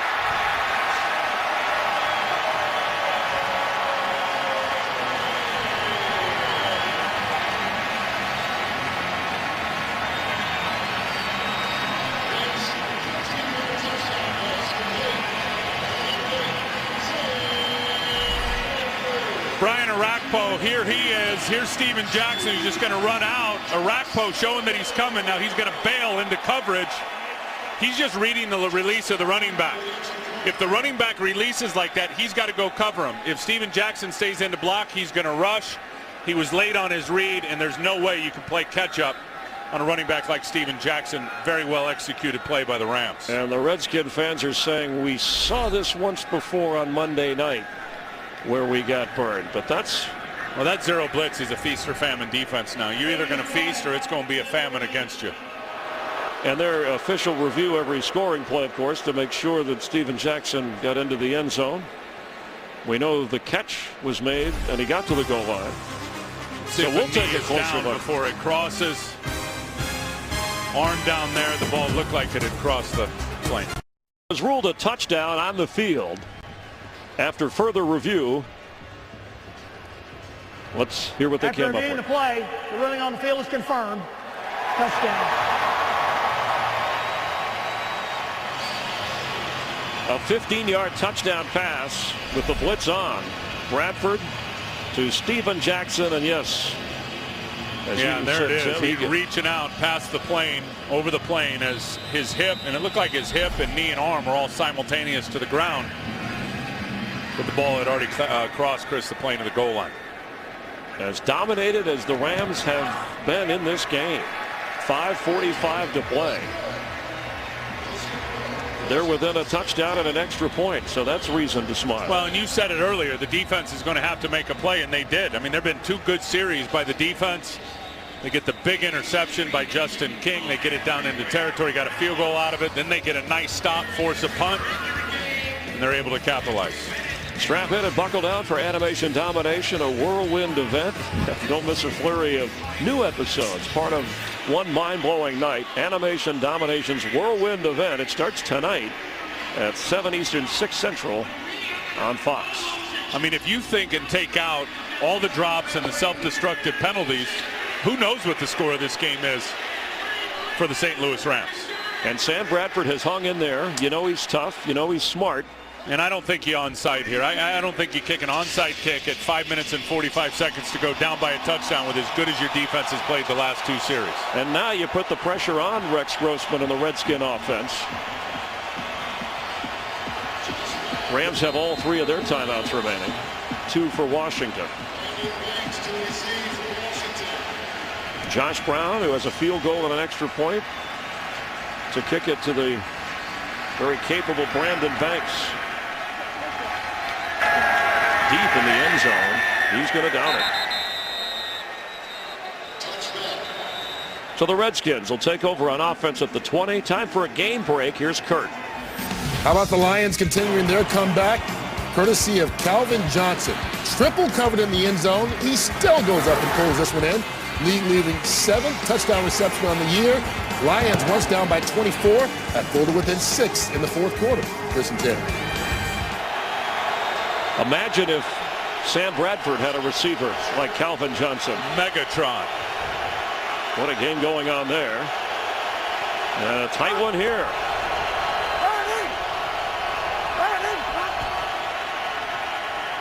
Grossman has it. Intercepted. James Laurinaitis.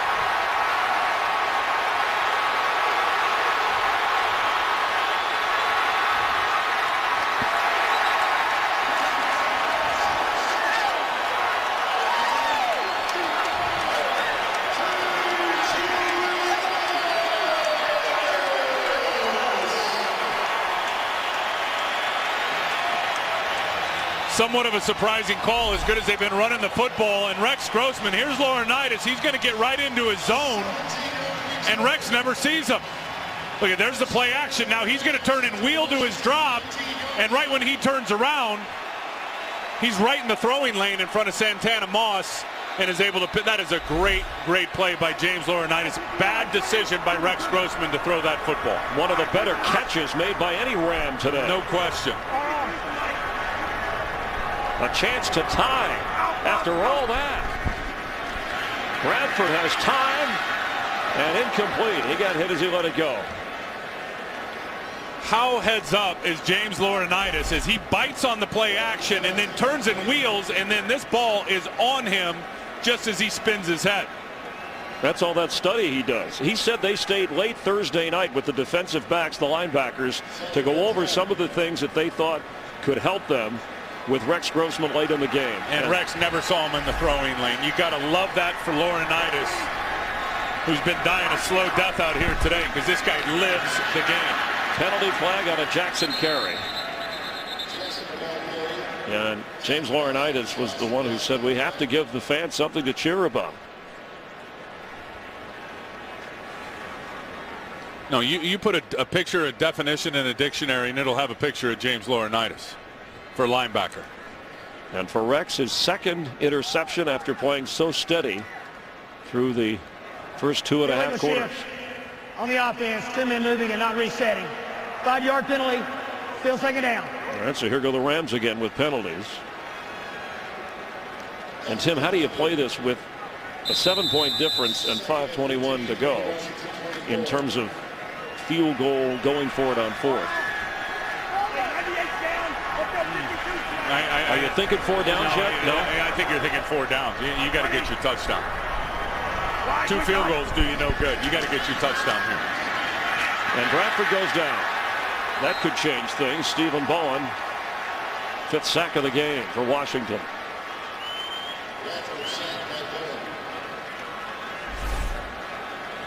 Here's Bowen here. He's lined up out on Roger Saffold. He's just going to come back inside. Saffold gets blocked. He actually got bumped off by his left guard. That's exactly what happened. Saffold got bumped off, it looked like, by Tony Raggi and had no chance to follow Bowen back into the inside. So it's 3rd and 25. Bradford, the ball's out. Ryan Arakpo is back there. Rams get it back, but they're facing 4th down from the 39, and they're going to call a timeout and really think about this decision here, because even a long field goal. St. Louis, 30 seconds down. What a waste of an offensive opportunity after Laurinaitis came up with a big defensive play. Six times, Sam Bradford has been sacked. I have trouble saying it. Imagine how he has trouble surviving. And he's just been rocked multiple more times. Following football here, the Barclays Premier League returns to Fox with a pivotal game. Rivals Tottenham looking for their 4th straight victory as they take on Arsenal, a team desperate for a win and fighting for survival. Our coverage of Tottenham and Arsenal beginning later following football right here in high definition on Fox. Check the local listings for the start time in your area. And they're going to go for a punt. The Rams are going to punt the ball, try to pin them down deep in their own territory and get one more real good series defensively, and hopefully have enough time left on the clock to go punch one in and tie it up. Put the pressure on Grossman and the Redskin offense with 2 timeouts remaining for each team. Donnie Jones' kick looks pretty good. Great punt. And right on it Great punt. is Dominic Curry, who had a great play earlier that was missed by the officials on a touchback. A 37-yard punt.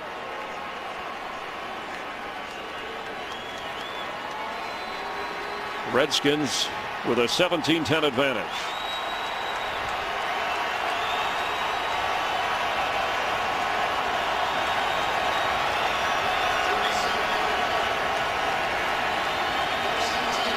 We welcome you to St. Louis with Tim Ryan, Chris Myers. The Rams have trailed the entire game, 17-0 at one time, but their defense has kept them in it.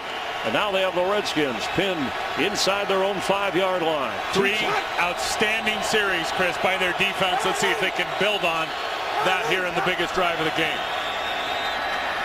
Roy Halou, the rookie, carries. Redskins have used 3 running backs. Ryan Terrain has over 100 yards and a touchdown run. Rex Grossman, an early touchdown pass to Santana Moss, but has suffered 2 interceptions that have allowed the Rams to get back in. And that has been the story here in the 4th quarter. The one tip ball out of the hands of Santana Moss. Justin King picked it off, took it deep into Redskin territory, and then the last interception on the last series to James Laurinaitis. Simply a bad decision to unload the football. Never saw the middle linebacker.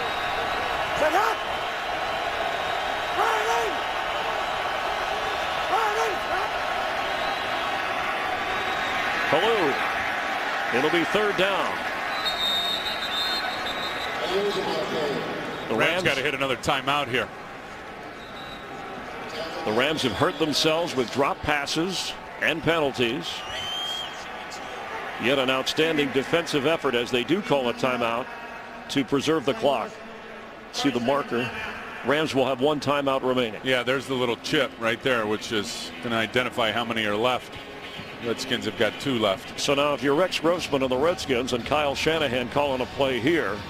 Well, this is on Rex. I mean, it's 3rd and 3.5, 3rd and 4. You got your back against the wall.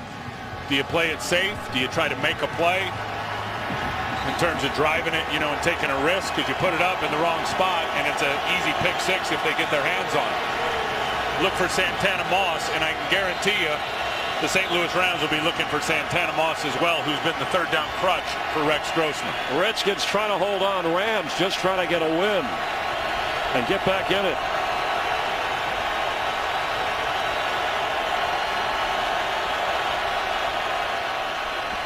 Grossman.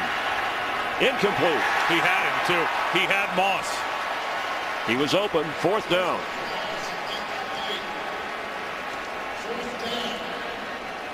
Steve Spagnuolo's We defense. got life. Look at Spags.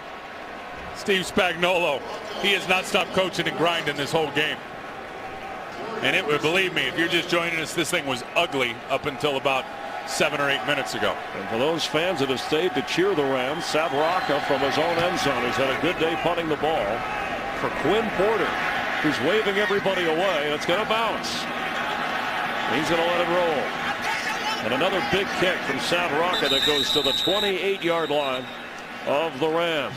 A 63-yard punt. And here's the miscues that made this a game. There's the tip over the middle. Santana Moss, Justin King. Now they're able to get a field goal. They get 3 points. They capitalize. Then there's a big penalty on Rob Jackson, driving Bradford to the ground. The Redskins come with that 8-up blitz look. And they get Steven Jackson releasing out of the backfield. Arakpo trying to cover him late into coverage. They're able to capitalize off those 2 big series on defense. They beat the blitz on the touchdown to Steven Jackson. But now from the 28-yard line, 6 sacks of Sam Bradford today. 1 timeout left. Bradford complete, short of the first down to Lance Kendricks, the 35-yard line. And they're going no huddle, which worked effectively the first time they tried it. Makes it easier on everybody, in particular the quarterback.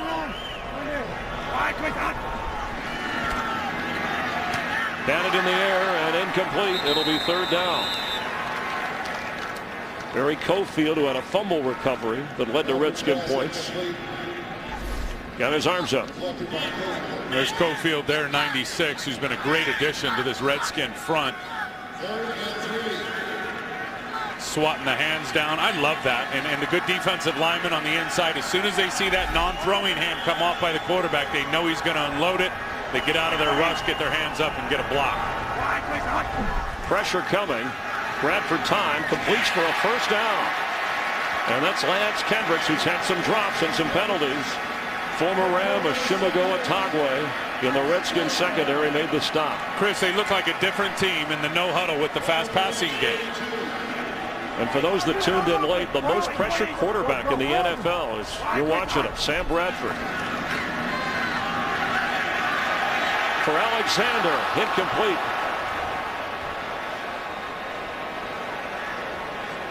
Second down. Boy, he had him too as Josh Wilson fell down and he just overthrows it. Watch Bradford, he's going to drop back and you're going to see Sam. He's going to look out there, to his left. And he just overthrows Denario Alexander. Puts a little more under that football. Maybe Alexander gets to it. 2nd and 10. Bradford's going to have to run, and they'll get another sack. Penalty flag comes in.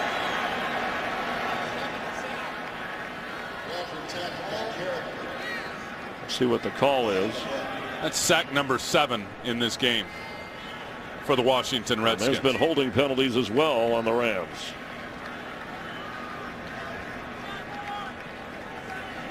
The Rams have been penalized 10 times already. And you see what that no huddle does. Look, you see the Redskins, they're bringing in the 2nd team defensive lineman, getting that rotation going.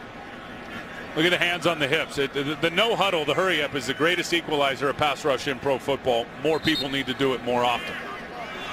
Because you know those defensive linemen. For the 76 offense, a penalty decline, 3rd down.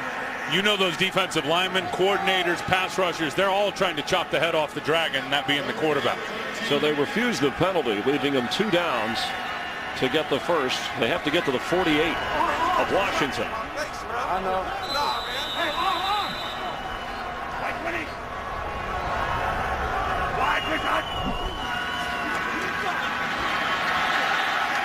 Bradford hit again, and it's 4th down. Adam Carricker, the one-time first-round pick of the Rams, got to him. And if you can, in long down and distance situations, get pressure with 4 guys, you're cooking with gas, because they had deep shell coverage, 7 guys in coverage, rushing 4 against 6, and Carricker gets a hit on Sam Bradford just as he's trying to unload the football. So now it's 1 down to go. They need 13 yards. We're going to get a timeout in Washington. The Redskins will have 1 remaining. 4th down and 13 for Sam Bradford and the Rams. 0-3, trying to find a way to win. trailing the entire game. In fact, booed at one point by the hometown fans, just like they were last week against Baltimore. But they battled back in this. Tim Ryan, Chris Myers, and what can we expect on this 4th down drive? Bradford's got to get protection. That's obvious. I'm curious to see what Jim Haslett does. Is he going to bring the house? Is he going to come with one of those heavy exotic pressures, or is he going to sit back and play coverage? Something tells me he'll sit back and play coverage as much as he's been bit by sending all the guys. Certainly they gave the touchdown up earlier, and that's exactly what they're doing. They got 2 deep safeties. Bradford needs to make a play. Fires it downfield and incomplete. LaRon Landry back there covering, and he went for the rookie, Austin Pettis. Limited targets on the field. And the Redskins will take over with 2:11 and 1 timeout for each team. And that's the right guy to go to with those 2 deep safeties. And they call that cover 2 because the safeties are deep and they each have half the field. So you get them right down the middle where there's no coverage.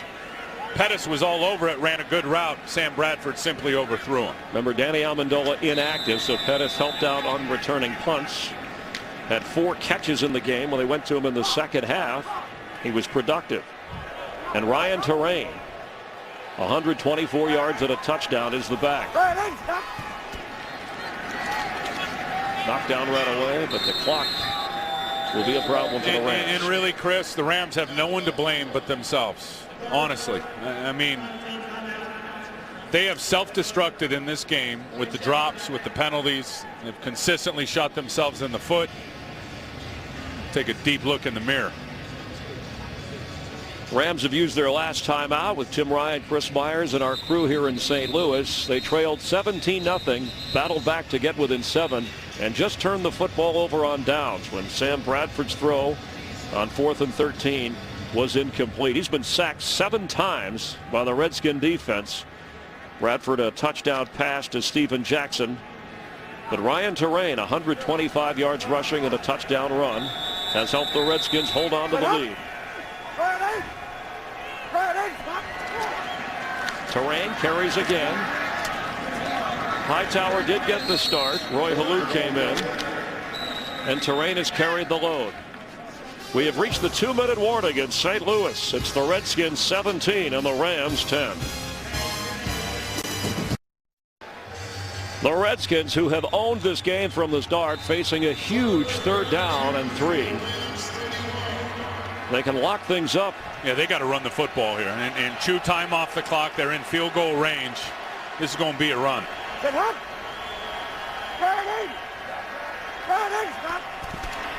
Rams run blitz, and first down. A Ryan Terrain run gets it.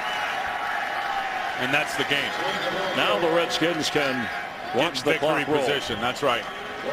Boy, Terrain is he looks so much bigger than you said. The 6'1", 216, 217 pounds. And there was just no side-to-side movement there. Straight downhill for a big, big first down. His 18th carry, a fresh set of downs, and the Rams, who battled back, will head into the bye at 0-4 unless there's some kind of miracle here. And the Redskins go to 3-1, bouncing back after that Monday night game in which defensive coordinator Jim Haslett told you, I've never lost a game where we only gave up field goals.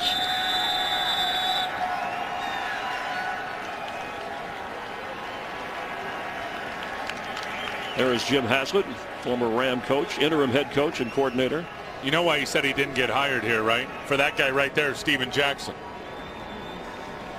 The clock running here. The Rams rallied to make a game of this. Had a chance on 4th down, but on 3rd and 3 moments ago, the ball run by the Redskins for a first down. And back to Haslett, you know, he was the interim head coach here and coaching at the end. And of course, they didn't win a bunch of games, but he said if Steven Jackson would have stayed healthy, maybe I would have had an opportunity.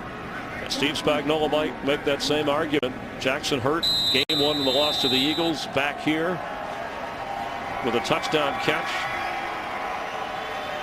But the Rams, after the bye week, facing a brutal schedule that continues. Green Bay, Dallas, and New Orleans await. Whereas Mike Shanahan has the Redskins off to an impressive 3-1 start before the off week. With Tim Ryan, Chris Myers, our entire production crew, we hope you stay with us for some final thoughts on the Redskin win here in St. Louis, the final 17-10.